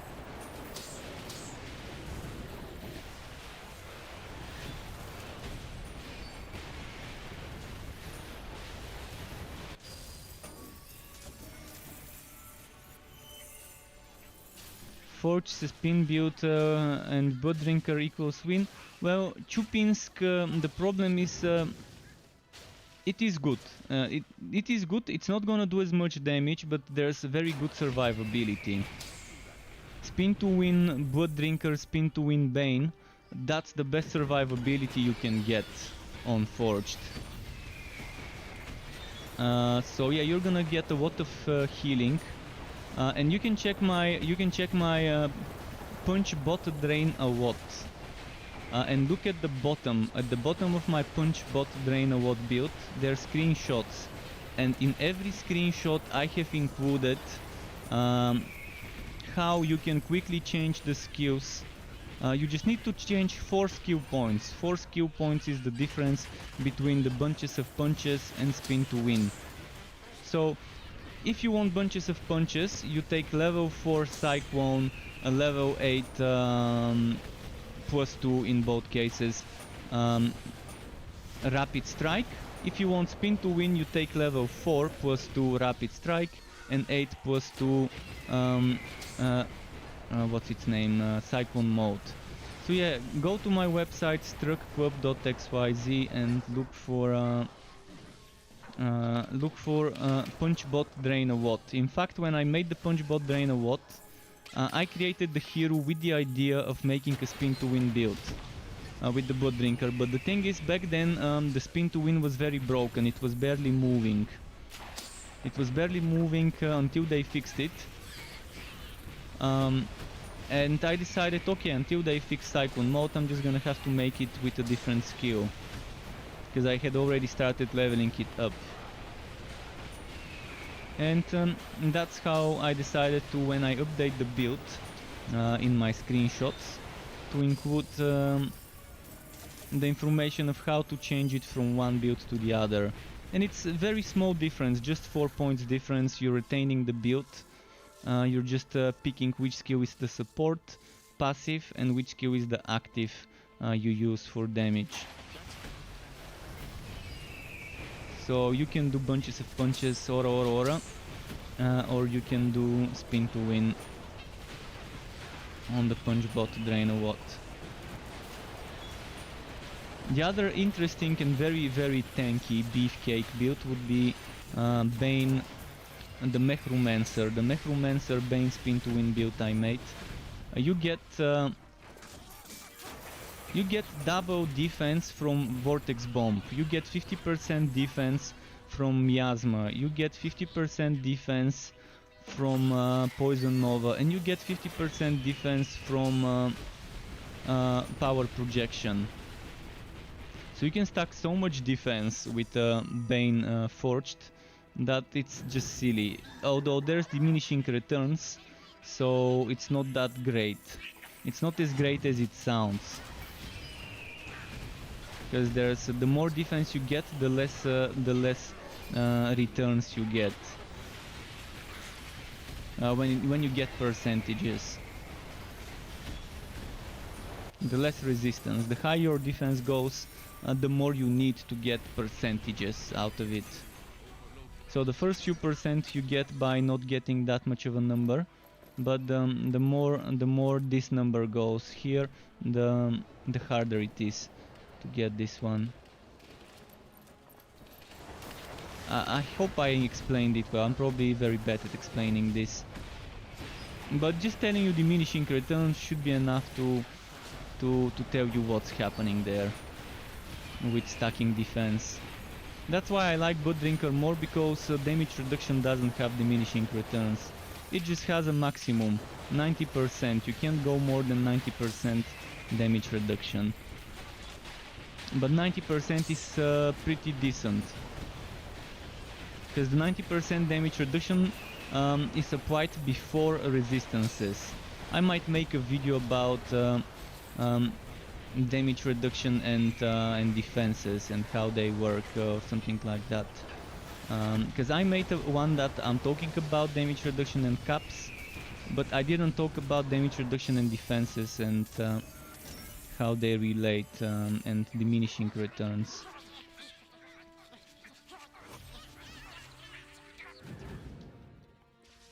We'll see. But yeah, you can get more defense than a Forged and Bane.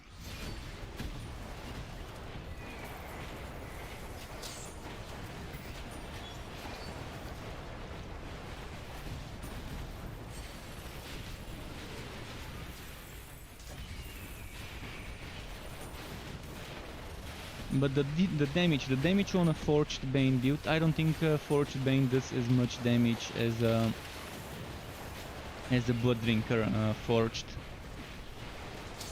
And Drain is such a fun skill to use on a Spin to Win build.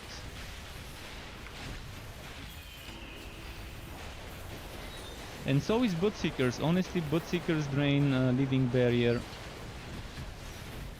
pretty decent for a Spin to Win setup. And if you combine that with the big spinning blades, the whatchamacallit, forgot the name, Dance of Death, while you're spinning, is your Spinception. It reminds me of my Bleeding Edge Spinception build in Wolsen,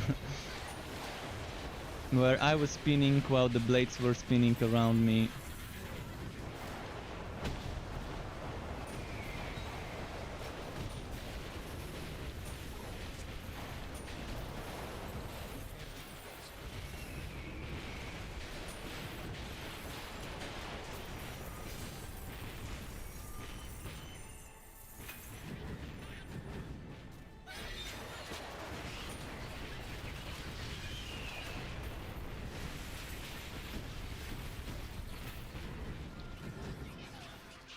Okay, let's see. I missed some messages, I think. I missed something. Just a moment. After this battle, I'm gonna scroll up the chat, see what I've missed. Someone said something about what legendarium would you recommend using? I'm level 27 at the moment. Zikor. First of all, tell me some of the things you have unlocked in your legendarium, because I can't recommend without knowing what you've got. And by the way, give me a moment, I need to take off my hoodie, it's getting super hot here.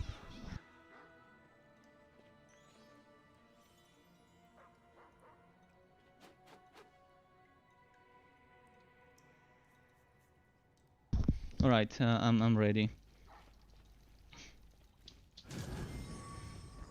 Someone got killed. Where did he? There. And Nadav Brown says, hey mate, bought the game cause of you the other day. Any possibility that you will update the Electric Railmaster build in your site? Which one of the two? I've got two Electric Railmaster builds. Is it the Train one or is it the Chaotic Mayhem Slammer one? And Marvin Richmond says, do you happen to know if Lantern Flash works on bosses. I don't think I can blind the boss, but the 65% more damage. The 65% more damage works, and you don't have to bind it. You can try and slow it. Slow is the way to go. You can slow bosses. Get a weapon with chance to slow, or even better, get a shield or a focus item with chance to slow. This is how you do it with that. Slow lasts for much longer than stun and blind, and it's much bigger chance to slow than stun and blind. And Lantern Flash, you don't need to have Lantern Flash as an active skill. This is a passive bonus. It works on everything. It doesn't have to be Lantern Flash that does the extra damage. So how it works is, in most builds you can just put the points into Lantern Flash and just leave Lantern Flash as a passive skill, and get a shield or offhand is my advice, with chance to slow, unless you're doing two-handed. If you're doing two-handed, then try to get chance to slow in one way or another. If you're doing a slammer, Spike Drive is your best chance to slow enemies. If you don't wanna waste a damage affix for slow on a two-handed weapon, Spike Drive is your best bet. And Nadav Brown, what do you want updated for the train build? The screenshots have been updated. My electrified train build, my Zealot train, I did update the screenshot. So if you compare the video screenshots of the skill points and the ones on my website, you would notice that the ones on my website include 70 skill points, and slightly different skill point allocations. But if you have certain specific things you want me to address there, I wouldn't mind revisiting and maybe adding some extra setups for that train build.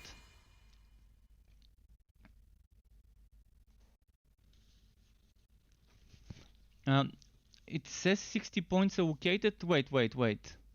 Let me check. I'm gonna check it myself, because maybe I didn't update it, but I'm pretty sure I did. So let's say Electrode builds, Zealot Train Railmaster. Zealot Train Railmaster, it says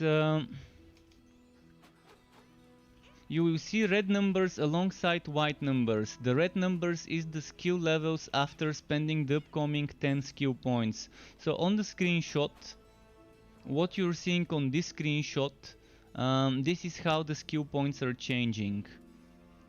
So even when I made the build, it was already in this way. So for example, you can see, I'm gonna try and open this so you can see it yourself. So let's go to screenshots, Torchlight 3, Railmaster builds, Zealot Train, and let's open the regular setup. You see regular setup, here you see this is 2 points and this is 1 point. And then I've decided to, with the extra 10 points, to put 8 more points here and 2 more points here. And then you've got other things such as this setup. So in most setups you can see I've done this. Actually, I think in every setup I did this, because it's too good to not do it for the train, unless you want a basic attack version. But yeah, you can see some versions are with basic attacks. Actually, there's just 2 versions right now on my website, right? So there aren't that many versions. I can make more versions if you want more, because there's just this version without the basic attack, and then there's this version with the 5 points for the basic attack. But I mean, if you want more options, I can try and figure out some more options and suggest other ways of doing it. But this is kind of updated. Just look at the red numbers. The red numbers are the key there for those extra 10 points. And my website is struckweb.xyz. This is the website, Cenesh.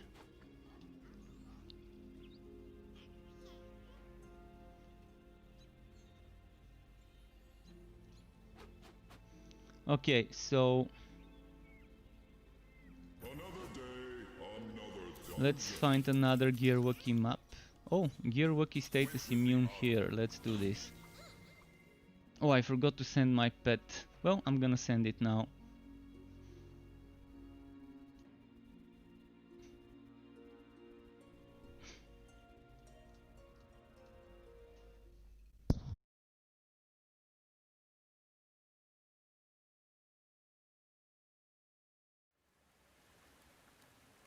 Okay, I'm gonna send my pet, so we will be out of what skill?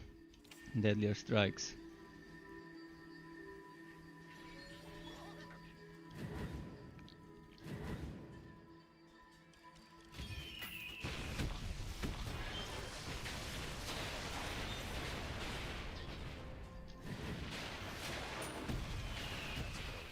But there's like an hour and 10 minutes left until my giveaway is due for drawing the winners. And half an hour after that will be the official death stream on the official Twitch, twitch.tv/play Torchlight. There will be an official death launch party. And there might be some special reviews. Soku was taken. Thank you very much for following me on Twitch. Welcome to the Struck Club. And yeah, in my giveaway, you have a chance to win one of 3 Torchlight 3 codes, 1 per winner.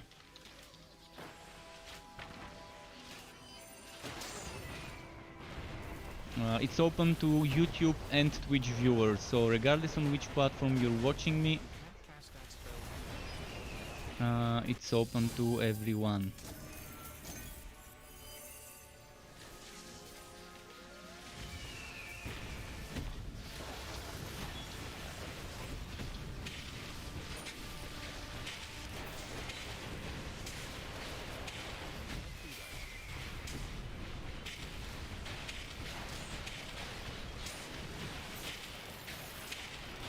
See here. Yeah, the build is fun. Infectious Shooter and Lightning Strike is nice, and with summons to trigger more Lightning Strikes, it's fun. But keep in mind we are playing in a team, so it's not just me who's doing the damage. We've got 59 and another 60 in the team, and they're also doing damage, and we're buffing each other with different pet buffs and other types of buffs.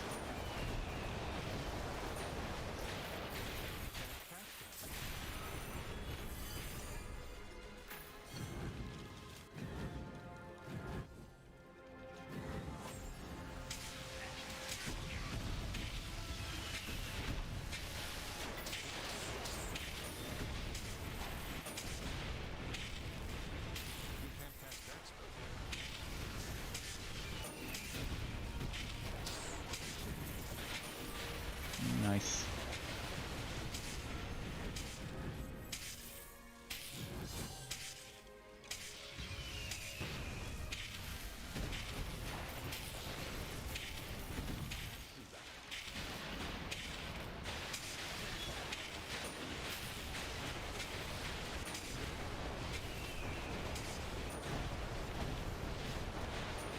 There we go. I shot it in the wrong direction.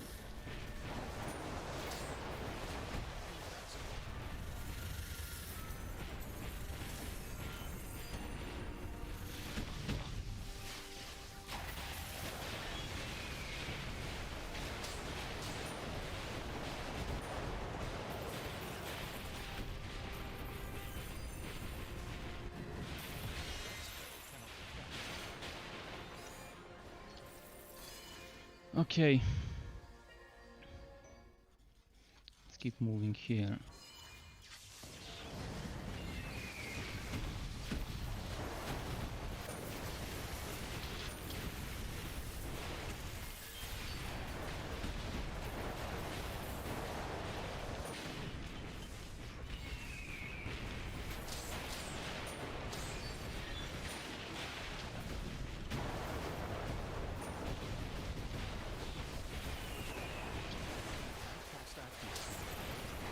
Wow, this one's tanky. But it's 4 of us. The more players we have, the less the damage we do. But in the end it's more, because we stack buffs. We stack buffs and debuffs and stuff like that. Especially having a Realm Master and if you have in one team Realm Master, Sharpshooter and a Forged, you can stack Goose, Blasting Charge and Sonic Pulse to make enemies take more damage. Those 3 skills together can equal 100% more damage taken of the enemies. 40% from Sonic Pulse, 30 from Goose, 30 from Blasting Charge.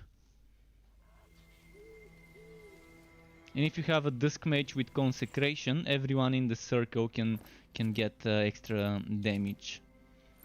And on top of that you can add things like Lantern Flash that only the Realm Master benefits from. The passive Lantern Flash bonus. You can add the passive Shasta bonus that only the Sharpshooter benefits from. And you can add the extra damage to vent skills and to burning enemies that the Forge can benefit from. And you can add the Mage extra bonuses from Consecration and Harmonic Form and all the other stuff like Celestial Gauntlets.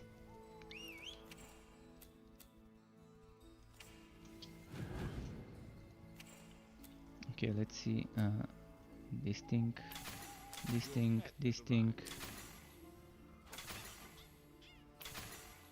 I wish it was a little bit quicker to get rid of legendary recipes. Okay, what have we got? Any Gearwalkie here, or should I go down the levels?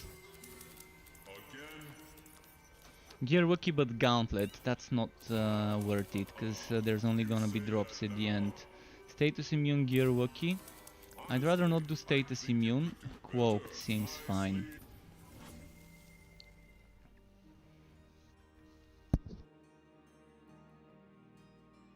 Status Immune would mean not shocking enemies, and not shocking enemies would mean no lightning strikes. We want to be shocking them to get those lightning strikes.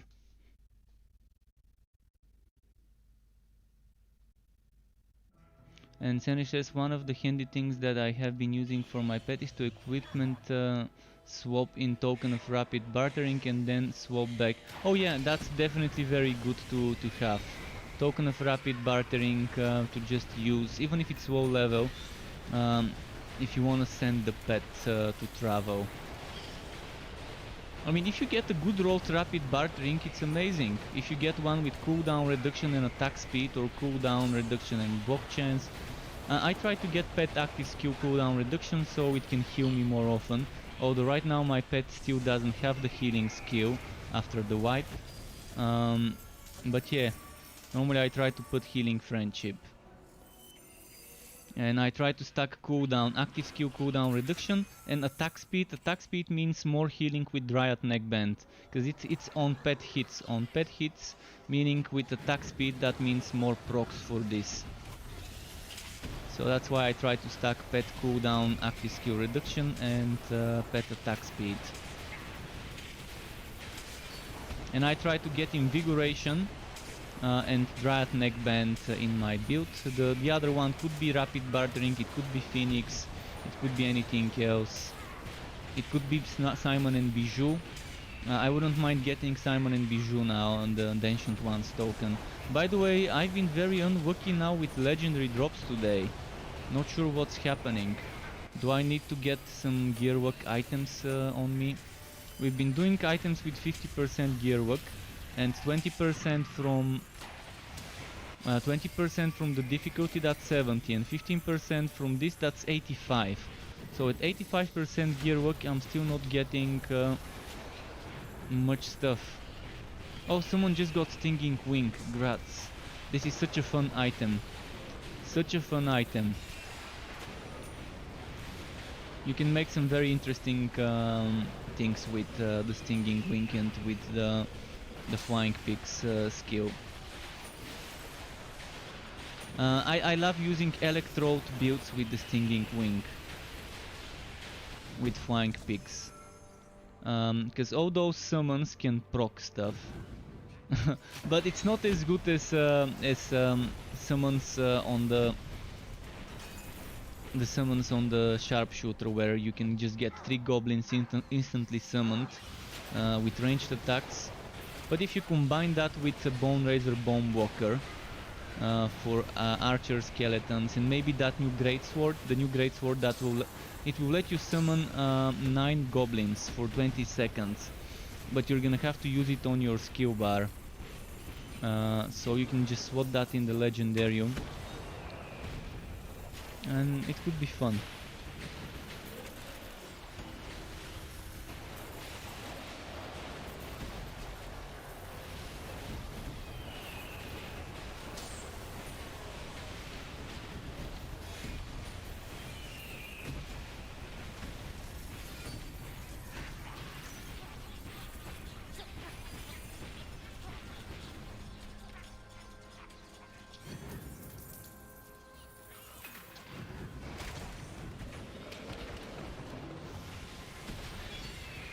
Okay.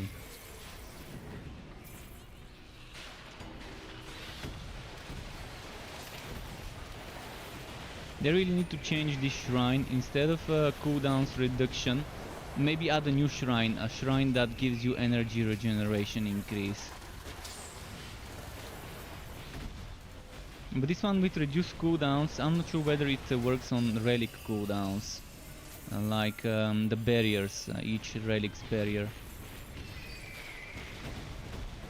Because it was an old shrine from before the relics were subclasses. And before it was a cooldown shrine, it was actually a shrine that gave you a regeneration of your class resource, like energy or endurance or heat. Although it was bad because with the heat you couldn't build it. It was dissipating your heat, and you couldn't build it enough to be venting. And they changed it to a cooldown shrine, because some builds just didn't want the effect of that shrine. But they changed a lot of things. The Realm Master had some reworks in how endurance behaves. The Dusk Mage got a rework in how the light and dark buff work with harmonic form, combining both of them together and activating them at once rather than separately, which I really like how they reworked harmonic form. I'm not a big fan of how they nerfed the Celestial Gauntlets, but I understand why they nerfed them after buffing so many Dusk Mage skills. They just didn't want Dusk Mage to be this weak without the Celestial Gauntlets, and then after buffing those skills they felt like the Celestial Gauntlets needed a nerf to balance things out. But they buffed every single Dusk Mage skill except Spirit Well, and they nerfed only one. They only nerfed Dark Spears from 100 to 90%, which is it barely makes a difference, because Dark Spears is not something we used for damage other than for the first few levels. We use it to proc stuff, to trigger stuff, and to slow stuff. And someone's telling me to hydrate. I will after this battle. Let's hydrate. Once I start using camera in my setup, once I get everything up and running with the green screen and lights, I'm just still deciding what would be the best lights setup. I'm trying to make a good budget setup that would still look good and illuminate my room properly. And yeah, we'll see, but to get it at a good price. And I've decided that there's in IKEA they sell some lamps for the desk that I can just swap the bulbs with photo bulbs with the right temperature. We'll see when. Oh, arc powered pens. Arc powered pens are great for builds that use those the big energy cost skills. So drain, blazing pillar, conjure electrode. What was the other one? Spectral Spider. What am I missing? Golem. They're definitely good, especially for Blazing Pure builds and Drain builds. I sometimes really consider wearing or putting them in the Legendarium. It's not gonna do anything for my build because I don't use Conjure Electrode on this build. You can't cast that here.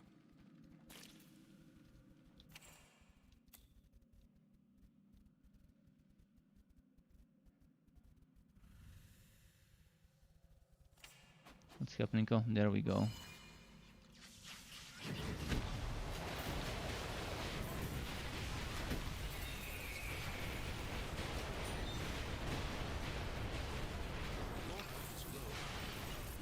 Almost got one shot.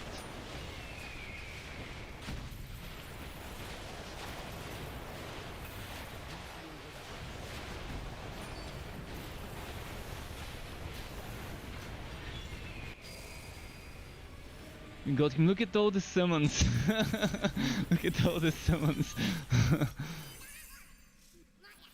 We've got two Bane Train summoners. We've got me with a little bit of extra summons as well, and we've got I think a second Shasta. We had an army. Okay, let me hydrate now. That's actually a good reminder. I ran out of water. I'm gonna pour myself some.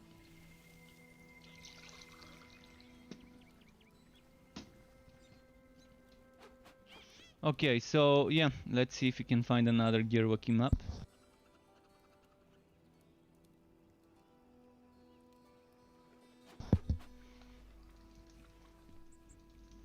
But yeah, I'm super excited to see what they're gonna announce today on the official dev stream as future work in progress kind of thing.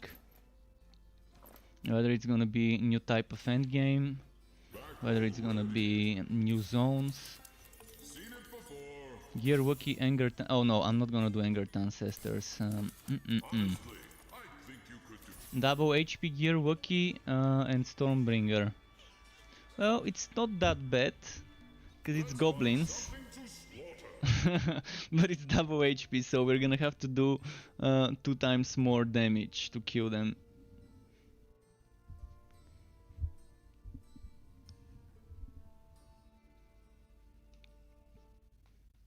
And Cheeky Scaff, sorry I missed your message, best DPS Quas Relic.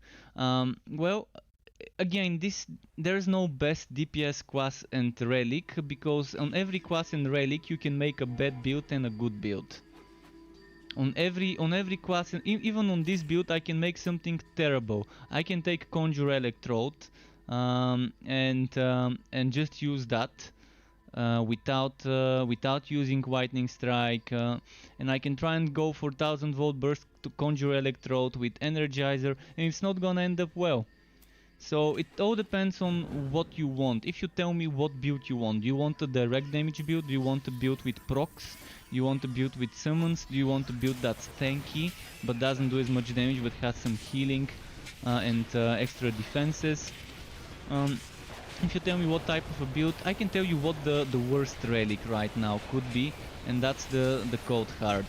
I could tell you stay away from Cold Heart unless you really want Ice Shield and Cold Front and Snowstorm. It's not bad, it's just not great, so it's mediocre right now, Cold Heart. But the Electrode is great, the Flaming Destroyer is great. Bane is super nice, especially on train builds, because trains are considered minions, so you can get 125% minion damage on the Bane for your train with the Realm Master, which means your flamethrower car will be amazingly strong. In general, if you want more survivability, you can go for a Realm Master, because the Realm Master has something like a Hammer Spin with extra damage reduction, and you can take maybe a damage build like Flaming Destroyer or Electrode or Bane, depending on whether you want to train. If you don't want to train, maybe don't take Bane on Realm Master and go for Flaming Destroyer or Electrode. Or you can take a Sharpshooter. Sharpshooter is very strong early in the game, whereas Dusk Mage would need some items, it would need some levels to feel a little bit stronger.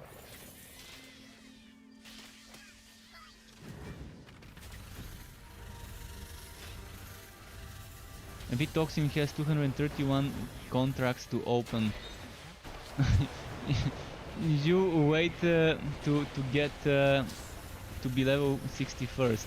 Yeah, that's not bad. I'm not sure how much I've got. I've got 116 contracts to open. I'm probably gonna save them and use them while I'm leveling up other heroes. For now I don't need them. But you can get legendary item from green and blue bundles. Green and blue bundles now can give you legendary items. Not always, not guaranteed, but there's still a chance to get it.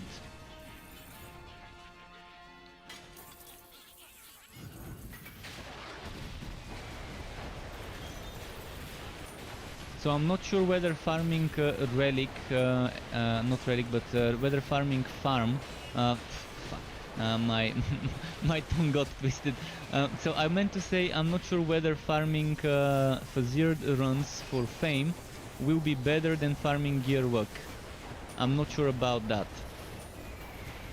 I'm not sure whether relying on getting drops from enemies would be better than getting the legendary drops from gear bundles, because I don't know what the chances of getting legendary from a blue gear bundle is, and from a green one. I would try and ask in the next dev chat, maybe on Monday. On Monday I think it would be a Mayhem Monday, so maybe Michael would know, because he's the man to talk about items. We'll see. I have to remember not to miss out on the Mayhem Monday whenever the next one is. Because I really want transparency about certain drop rates. I like it when developers give me some place where I can check the exact drop rates of everything.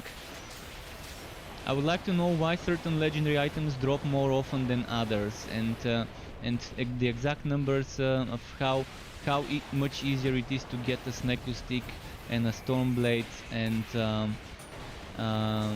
a Fire Starter compared to some of the harder to get legendaries. Why it has to be different drop rates when they're the same rarity. I mean, I'm fine with them making a new rarity and putting the hard to get legendaries in that new rarity. So you would know it's harder to get than the Sneku Sticks and others. Or them making blue items with legendary powers. And the Sneku Stick and Fire Starter and Stormblade being those types of items. So you would know, okay, this is shitty, this is something that you get easily. But yeah, some legendary items I can farm for months and still not get them. I mean, I'm already on day 7 of playing this build, and I still haven't gotten the 3 items I need. The Bone Razor, the Musketeer hat and the Musketeer robe. And normally I would get Musketeer hats and robes before I even hit level 60. Not sure what happened to those items not dropping for me. But day number 7, because I didn't start playing on day 1 of 1.0. I started playing a few days earlier, 3 days before launch day. So this is day 4, but it's actually 4 plus 3 for me with this hero. So it's weird. I've never needed more than a few days to gear up a build with all the items I need for it. So there's something wrong, I guess, still with the Fazir's dungeon drops and Mapworks drops.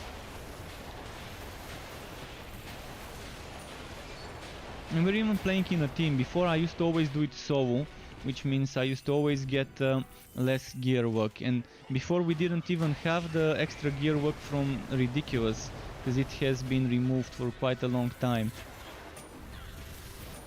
So it's at best, in most cases, I would have like 15 to 20, 25 gear work. Right now I'm running at like 85 plus gear work.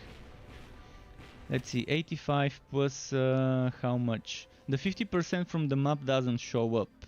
So I'm running at 87 gear work right now.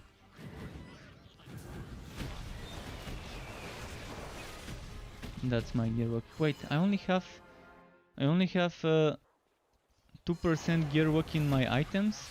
That doesn't seem right. Maybe there's something else I'm not seeing. I can max it at 100 if I were to use a work tree.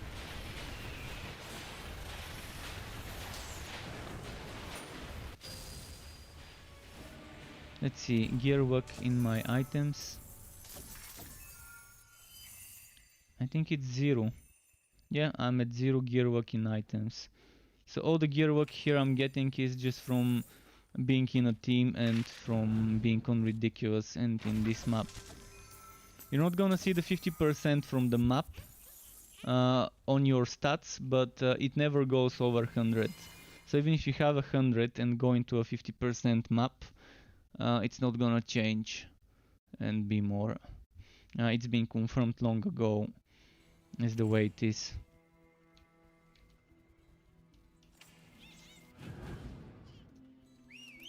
Okay, let's get rid of some recipes.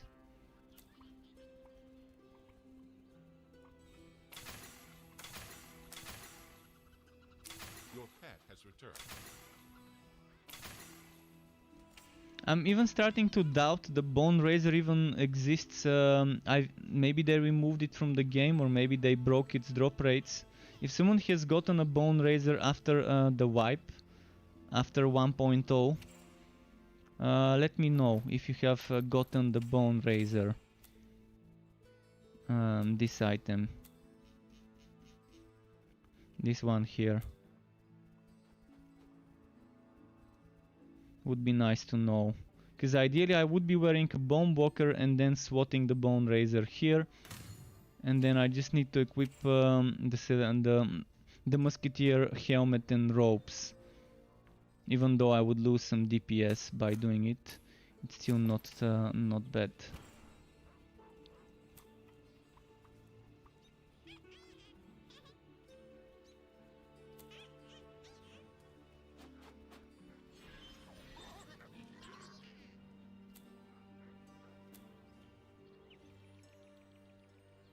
Okay, let's do the next one. Is there a Gearwalkie one? Gearwalkie. Gruggy Druggy Gra Gra. What's that? Is that from the goblins? In storyline you get like with 20 plus it's crazy. X still good, got one at level. Yeah, Egg of Mayhem is very good to level up with. It's amazing. It's really amazing to level up with the Egg of Mayhem, especially on Sword Smash and Chaotic Strikes. Sword Smash, Chaotic Strikes, it's pretty decent.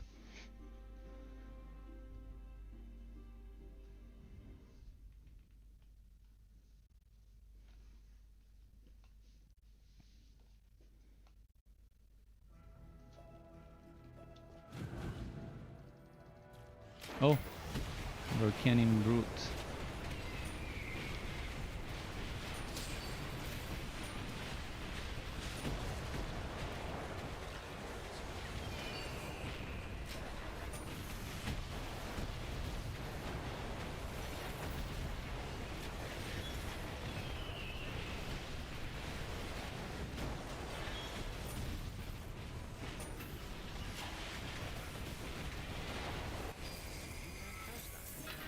Let's see.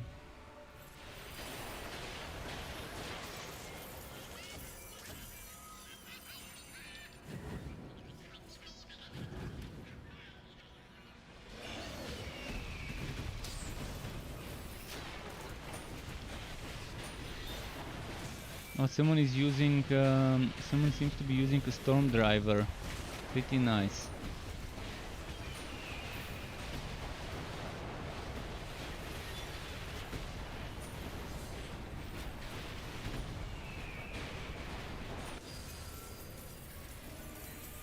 You can't cast that here.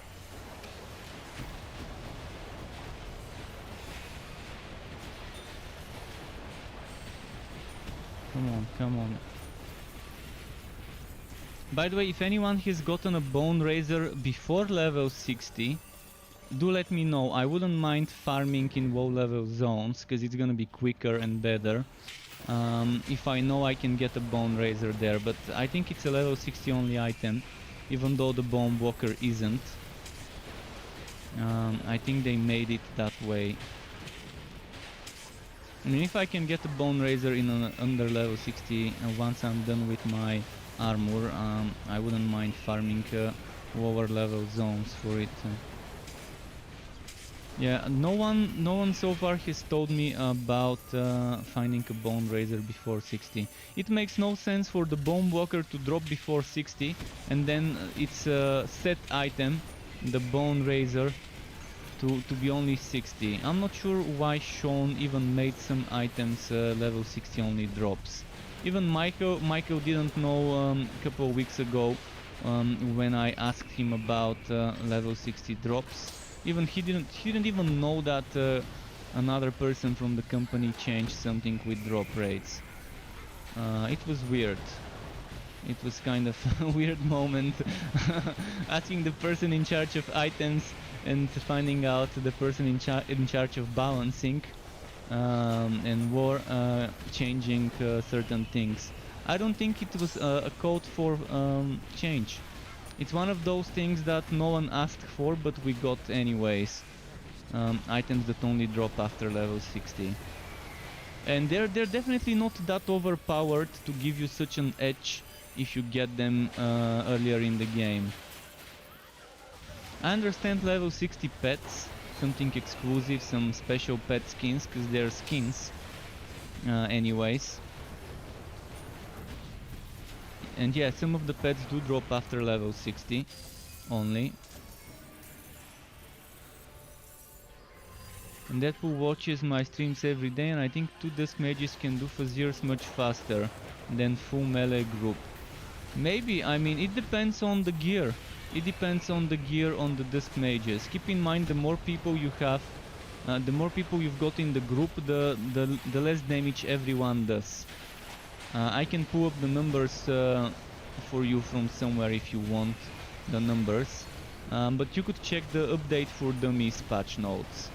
The update for dummies patch notes is where a lot of changes happened to those things yet again. So if you look on the Steam community page and scroll down to update for dummies, you can see in one of the parts the damage changes, how little damage everyone does in each difficulty, and based on how many people, how less damage you do even further.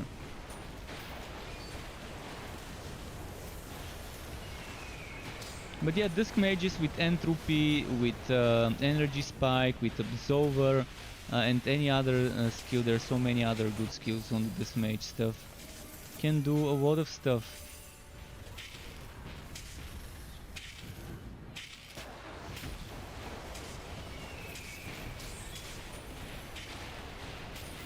But sharpshooters shouldn't be discounted. They also do a lot of damage, and they don't need very nice min-maxed items like the Dusk Mage. Dusk Mage without Celestial Gauntlets is weak, believe me. I mean, it's not bad, but it's not super strong until you get Celestial Gauntlets and the 3-piece bonus for the extra 100% total damage.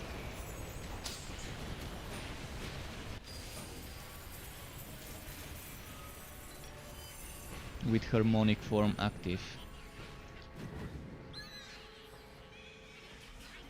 So even though the Dusk Mage may be strong with right items, again, you need those items, and if you're getting bad RNG and there's not much you can do about it, it is what it is.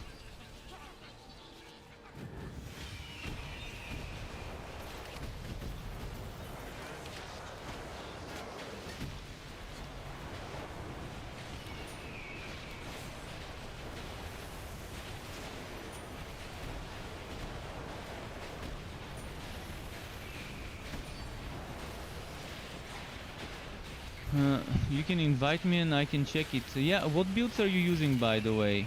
What Dusk Mage builds are you using, and are you using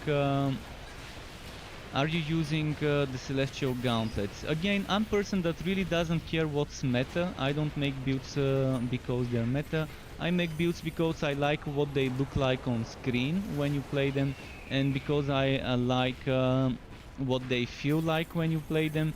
And I just have 3 rules. One of them is, does the build feel good to play?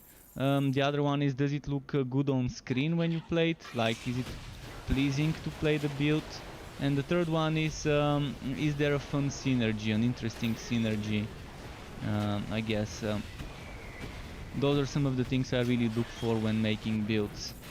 Because whether it's meta or not, whether I'm taking 2-3 minutes more to clear a map or not, whether I'm taking 5 more minutes to clear a map or not, it really doesn't matter to me, because in the end, if I can clear a map and not die, that's good enough for me. You're using Code Heart on one of the mages. Are you using on the Code Heart Ice Shield and Snowstorm and what's its name, and Cold Front? Ice Shield, Cold Front and Snowstorm. One mage is support, interesting.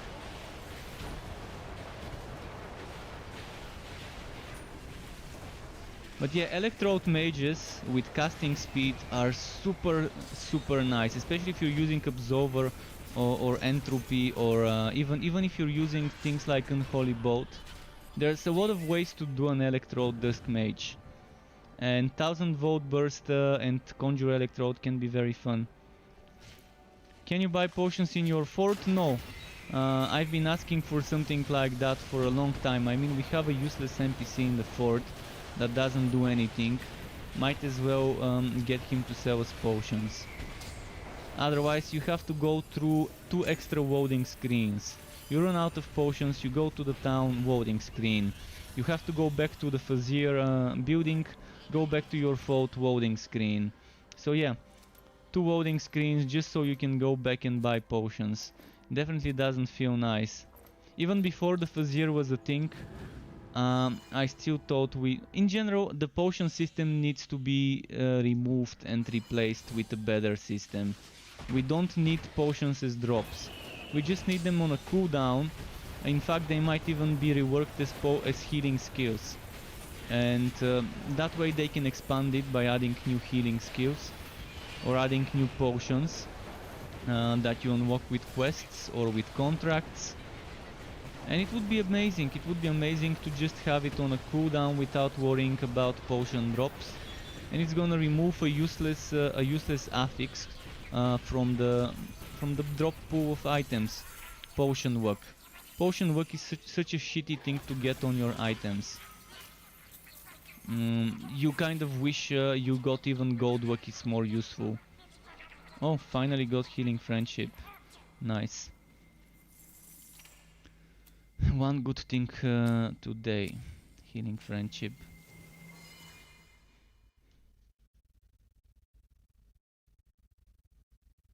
And what do you get from higher dungeon level? Nothing. It just takes more time to complete. You get visual bragging rights. You can see how my teammates have levels next to their name. This level will change. This level will change based on your Fazir level. So once you're level 16, you start doing endgame. Basically what you're gonna see here next to their name would be the number of Vizier stage they have completed. The batch changes slightly. You get a little bit of golden kind of trimming at the top or something like that. And I think the number changes to yellow from white.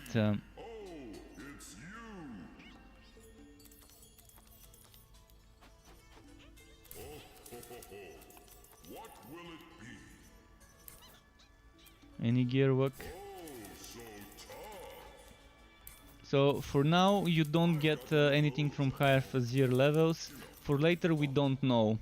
They actually made and will be adding to the game soon a new set that works on every class, and that set would only drop from the Vizier. How the drops would work, whether it's gonna be a higher chance on the higher levels or not, remains to be seen. I definitely hope they don't gate it behind the higher Vizier levels, so that even more casual players that don't feel like pushing further can get it. I hope it's something that can drop as soon as you hit the level 60 Vizier stuff. I wouldn't mind it being a level 60 only drop. It being a Vizier only drop, I wouldn't mind it only dropping after the Vizier level 60 enemies. But I hope it drops in the lower Vizier level 60 enemies, like level 16, 18, 20, 30, 40, etc. Without needing to push to 100 or 200. But it's unreasonable if they make it only for the high level. So it remains to be seen how they decide to handle this. But we know there's gonna be a new set that only drops in the Vizier dungeon.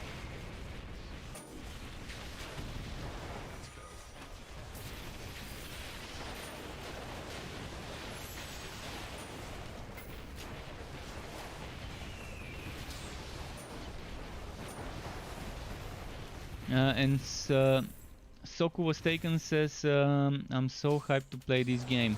Good to hear that. The more the merrier. The more people playing the game, the merrier.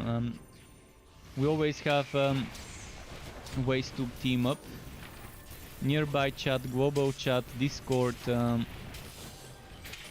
So there's definitely gonna be nice for the game. If more people play it, the developers would keep developing and keep pumping out free and paid content. I can't wait to see what the next big expansion would be. Probably in a year from now or whenever they're ready to do a big paid expansion. And I also can't wait to see what the next big free DLC will be. The free DLC, I'm assuming we will get soon, maybe in 2-3 months, some sort of new endgame. Maybe less, who knows.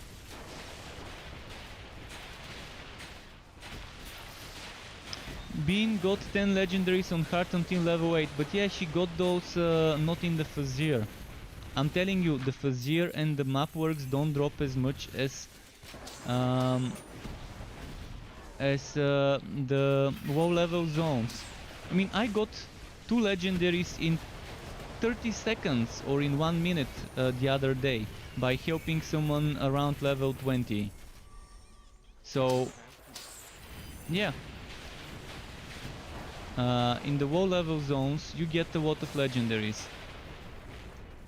Well, I got two storm drivers, and then I got 2 musketeer shoulders, and then I got the infectious shooter finally, and then I got a Lil Drake. I mean, I got like 7 items in like 3 hours the other day after my stream, not yesterday but 2 days ago after my stream, when I was helping Macy P with his leveling.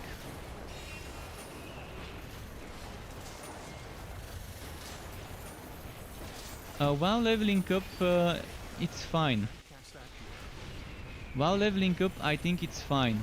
I think the problem is with the Vizier. It doesn't drop as much in the Vizier. And whenever it drops, it's mostly the same items. And I'm actually surprised why I still haven't gotten the Musketeer rope and helmet. I mean, normally I would have gotten so many ropes and helmets by now. I mean, I'm on day 7. If on day 7 I still haven't gotten the rope and helmet, I'm not sure what to say. Other than RNG hates me, it just keeps giving me the same items over and over again. I was actually surprised the other day when I finally got that wall level 17 or 18 or 20 or whatever it was, infectious shooter. It felt nice. Yeah, the set items, the quest specific set items dropped better on the old build for sure. And now we're even doing gear wiki maps. Before I wasn't doing gear wiki maps and I wasn't playing in a team.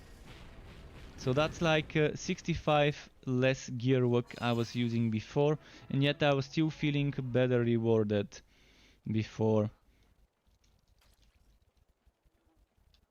You can't cast that spell. You're missing the breastplate on both your heroes. What are your heroes? Realm Master and Sharpshooter, or Forged and Sharpshooter? And by the way, welcome back. Are you gonna get the? Are you gonna watch the official stream today to see what they're gonna reveal? There's like 25. No, actually, there's until the official stream. There's 55 minutes. Until the end of my giveaway, there's 25 minutes before I announce who wins those 3 keys. The 3 winners.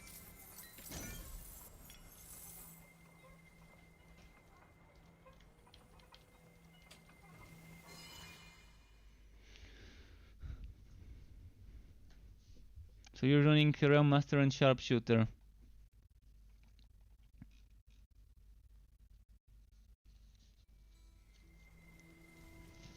Soku was taken. Well, if the update is nice, I'm gonna buy the game.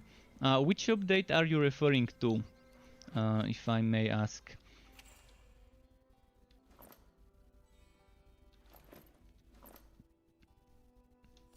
I'm wondering. You can still sign up. You can still sign up for my giveaway. If you don't have the game and you feel like you might wanna play it, you can sign up. There's still some time left.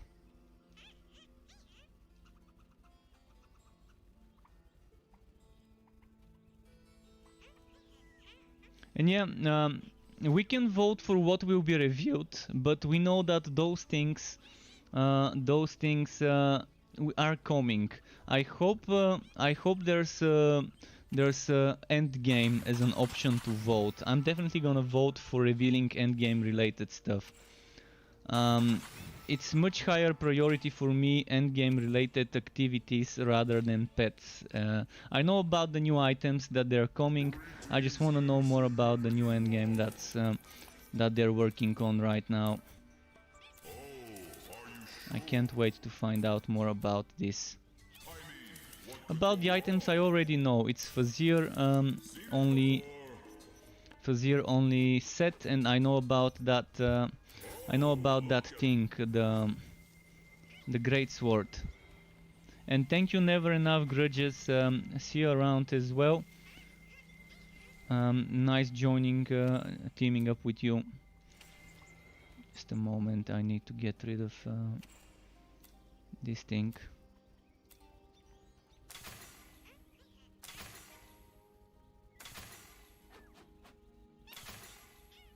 But yeah, we do know there's gonna be some new legendaries, and some of them will be set items that drop from the Fazir. We do know about this one item, which I'm not sure where I put, but I'm pretty sure I had it somewhere in my screenshots somewhere.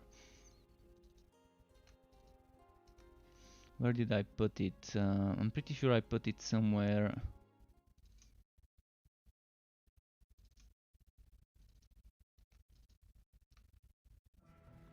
Well, I had it somewhere, but I can't remember where I saved it. I'm gonna have to find it later.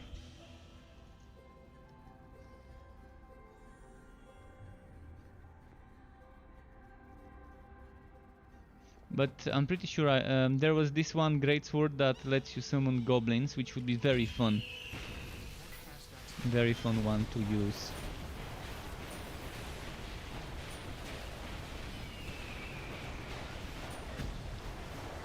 And I can't wait to level up my stuff.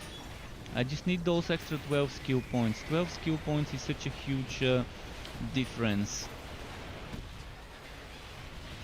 It's one thing having max level Goblin Legion, it's another thing only having level 1 of it.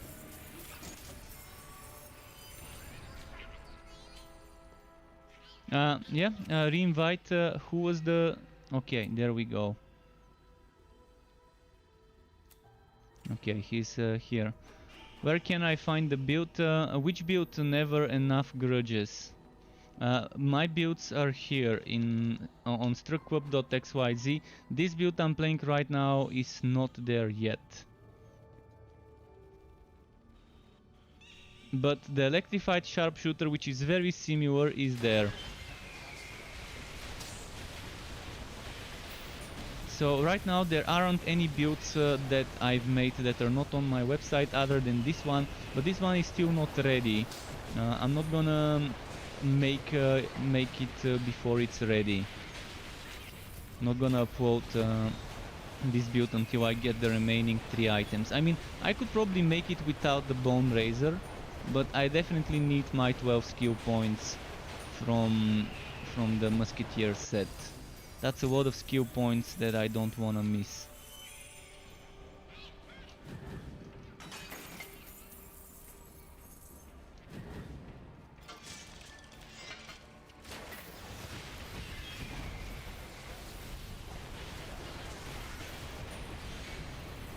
So a little bit more and we would be ready for that giveaway. 19 more minutes until we announce the winner. The winners, 3 winners.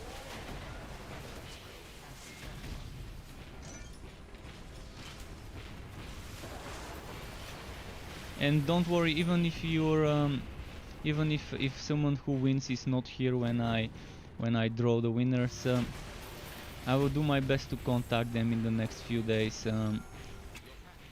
so that's fine. Even if someone has to be at work or is sleeping or is doing something else.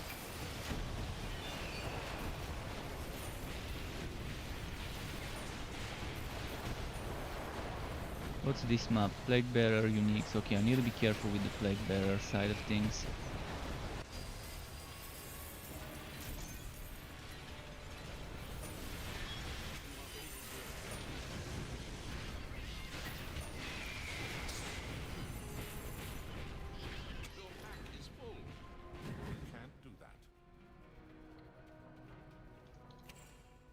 Just a moment.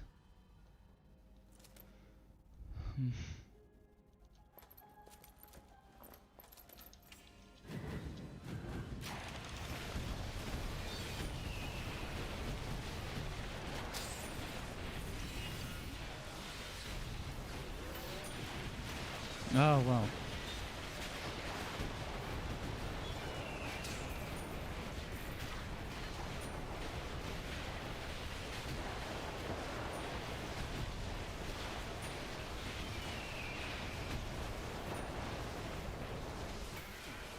Wow, this one took a lot of damage. Oh, I'm getting Sonic Pulse, nice. Or is that not Sonic Pulse? It looks like the Sonic Pulse icon there. And the Sonic Pulse art style.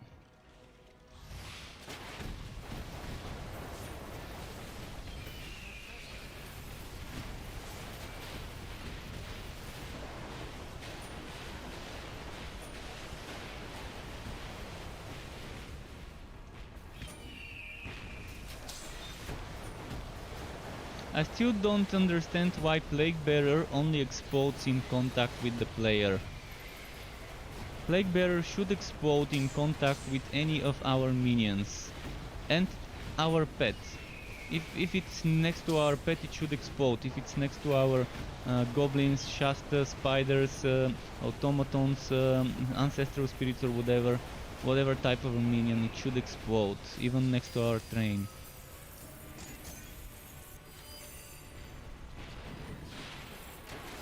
It's super smart auto aim.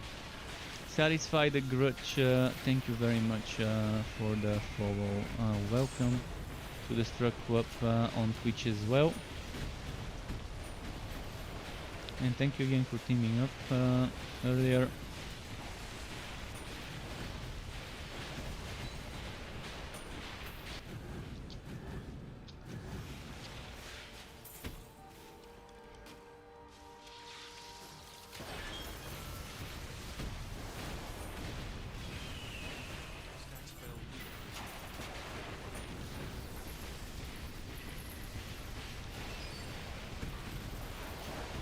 Someone got wrecked.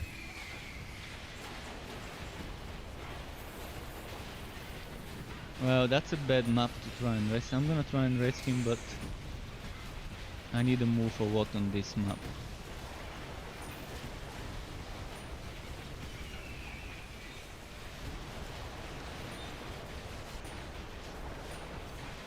Can I survive? Survive? Okay, I survived. Yeah, they increased this resurrection time, which is nice. It used to be shorter. Now it's a little bit longer, which is it allows for a bigger window to try and kill whatever needs to be killed before resing.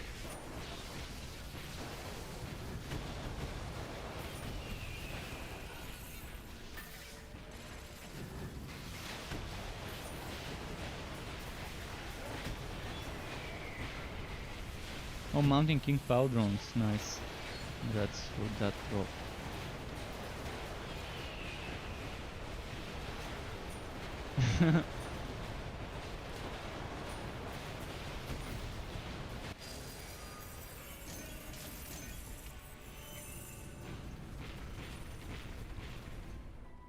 Let's see what's over here.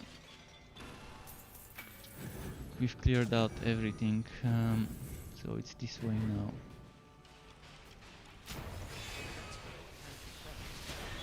Yeah, a level 60 gear, any gear is walked to 3 levels under. You can always wear gear 3 levels higher than you. So that's the rule. You can wear gear 3 levels higher than you, and if you go to a low level zone, your gear gets scaled down to 1 level higher than the zone. And thank you very much to Kalin Zhenov for the subscribe. Thank you very much if you're watching, Kalin.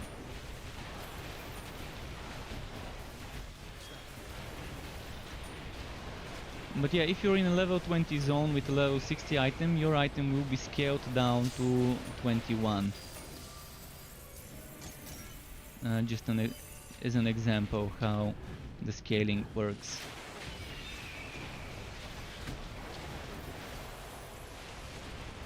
If the item is level 60. I mean, if the item is lower level, then the same. As long as it's higher than 21, it will be scaled down to 21 in a 20 zone.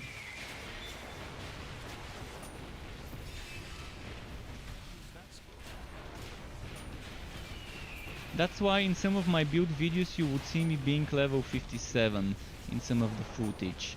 Because I normally, on the test server or when I was leveling heroes, if I had all the items at 57, I would go ahead and do the build at 57, because it could wear the level 40 and the level 60 items. Then most times I would just inherit some good weapons and armors from an old hero and just put those. Okay, I need to get rid of some blue stuff.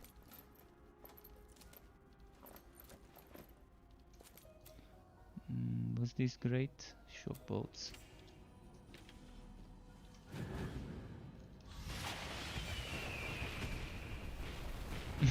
XP bonus scrolls.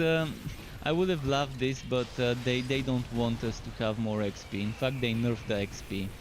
The XP was much better a few weeks ago, like a month and a half ago, and they nerfed it. They increased it by like around 30%. The low levels are better. In the low levels you get the level quicker, but the last 6-7 levels really increased, and I think level 60 now needs 5600 XP or somewhere around there, whereas before it needed like 4000, 4000 few hundred. So you can see kind of the difference there.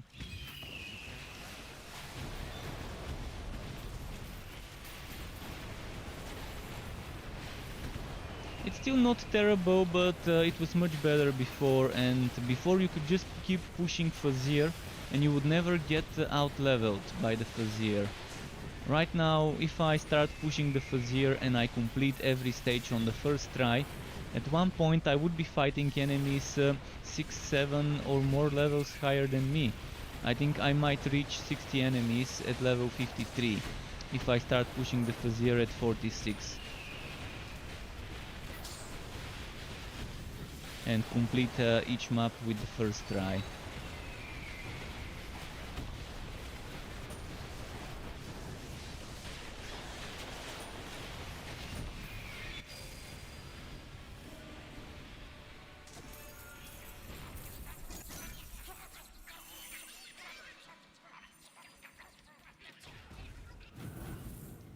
Okay, we've got 10 more minutes. 10 more minutes until the giveaway is over. 40 minutes until the official dev stream, which I will watch myself to see what's gonna happen there.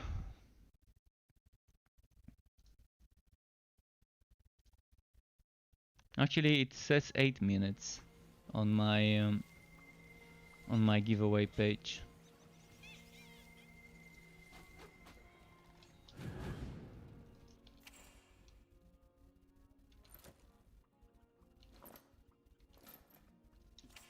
Just a moment.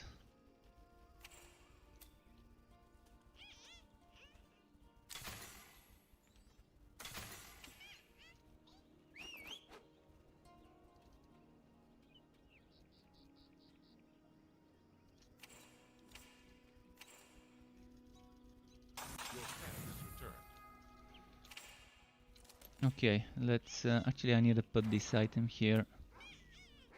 Thankfully I've got some room. You can see I keep getting a lot of the items I don't need to get. That's some of the Woelul legendary items I got the other day while helping someone level up. 22, 22, 24, 20, 17, 19, 19, 21, 22. You can see how some of them are just repeats. Like those are repeats, those are repeats. This one I already have here. That was on a different map from a different run. But yeah, Woelul zones drop so much more wood. If you don't need an item at level 60 and just for the legendarium, it's much better to just get it as a WoW level item if it drops as a WoW level item, if it's not a level 60 plus.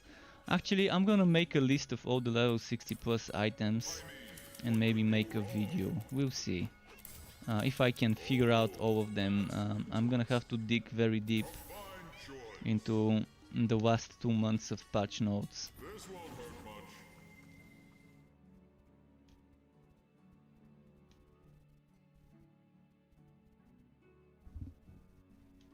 I think it was the update for dummies and the relic updates that one of those needs to have this information. It could be the relic subclass update where they added level 60 requirement for some items to drop.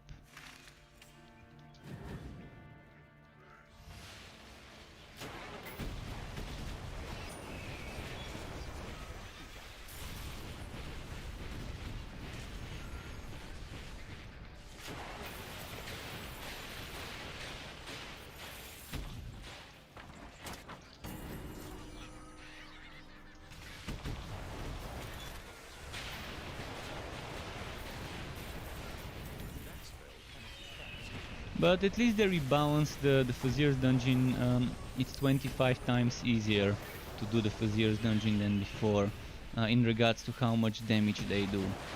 The monsters used to get 25 more damage, 25 times more damage. from what I remember, from 0.5% damage per stage to 0.2%, 0.02%. And that's a good change, I think. I'm not sure it's a bug, but it might be. I hope it isn't, but I suspect it's a bug, and I suspect with the next big change, with the next big patch, this damage would jump back to something. I think they meant to do it 0.2 instead of 0.02 from 0.5, and I suspect with the next update from 0.2 per challenge we are getting it to go to 0.2 instead of 0.02. It's just 10 times more. It's not gonna be that bad though, even if it's 0.2 at level 100 when supposedly it ends. That's still gonna be what, 2% roughly, or whatever. Actually, right now it's 2%, it's gonna be 20%. A bit less because it starts from level 17, or from level 16, it starts from level 16. So, if someone feels like doing the maths, level 16 to level 100, adding 0.2, which would be 84 times. 84 times. What's that? 108 is gonna be 10.8% damage. It shouldn't be that bad. 10.8 extra percent damage.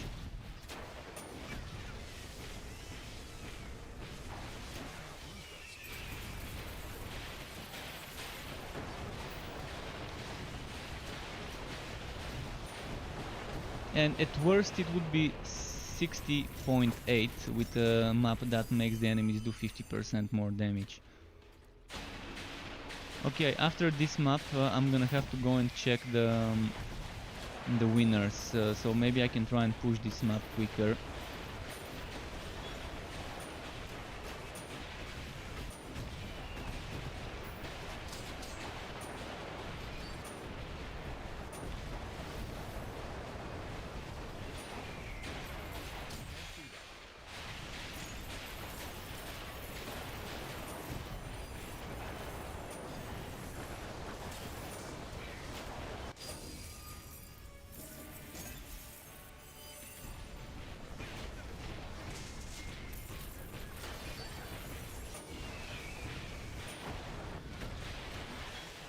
Let's see.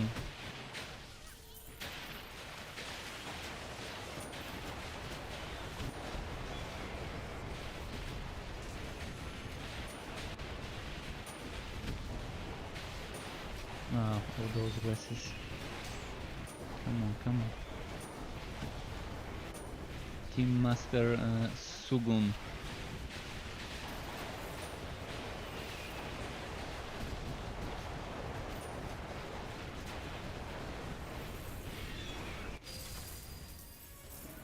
Egg of Mayhem. Not bad. I will be making Mayhem builds eventually. Of course my inventory is full.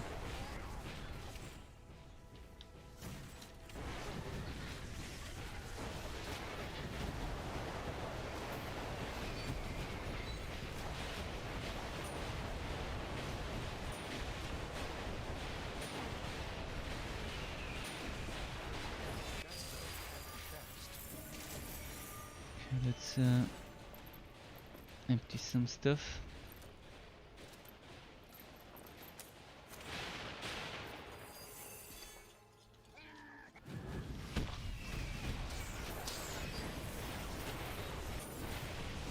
So yeah, let's go check the...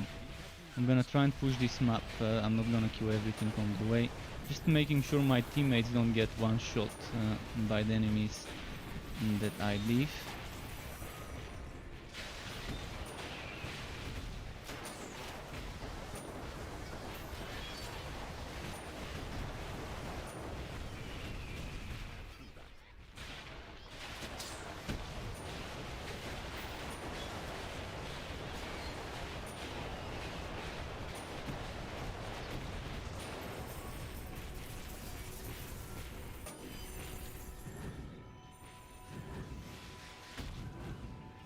Here's the boss room. We can go and clear it now.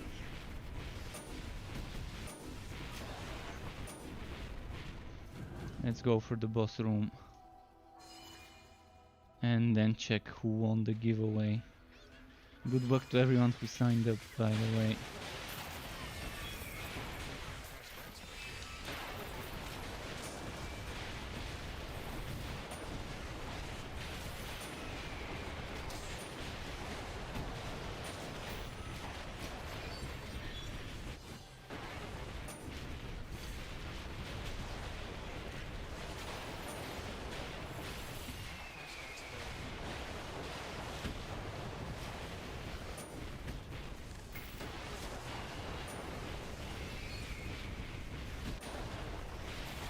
He moved in that final moment of the skill.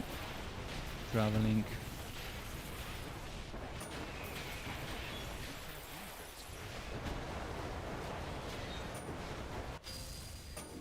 Okay, nice. This one is done. Wide World's Cave Breaker. Well, at least it's a legendary. At least it's a legendary, at least. If nothing else. Alright, let's quickly check the giveaway. The competition has ended. How do I access my... let me access my my dashboard to see who won. Steam codes giveaway. Winners. Draw winners. I'm gonna share my screen to everyone. Let's draw the winners. 3 winners to draw. I'm not gonna allow repeat winners. And well, this I probably should not have shown you guys. Sorry for that. I should not have shown this to everyone. But I wanted transparency. I didn't know it was gonna show the people's emails. So apologies if that should not have happened.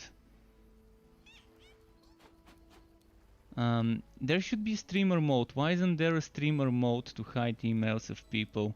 But at least now you see it's not rigged. It's all random. So I'm gonna email people and send them messages with the codes.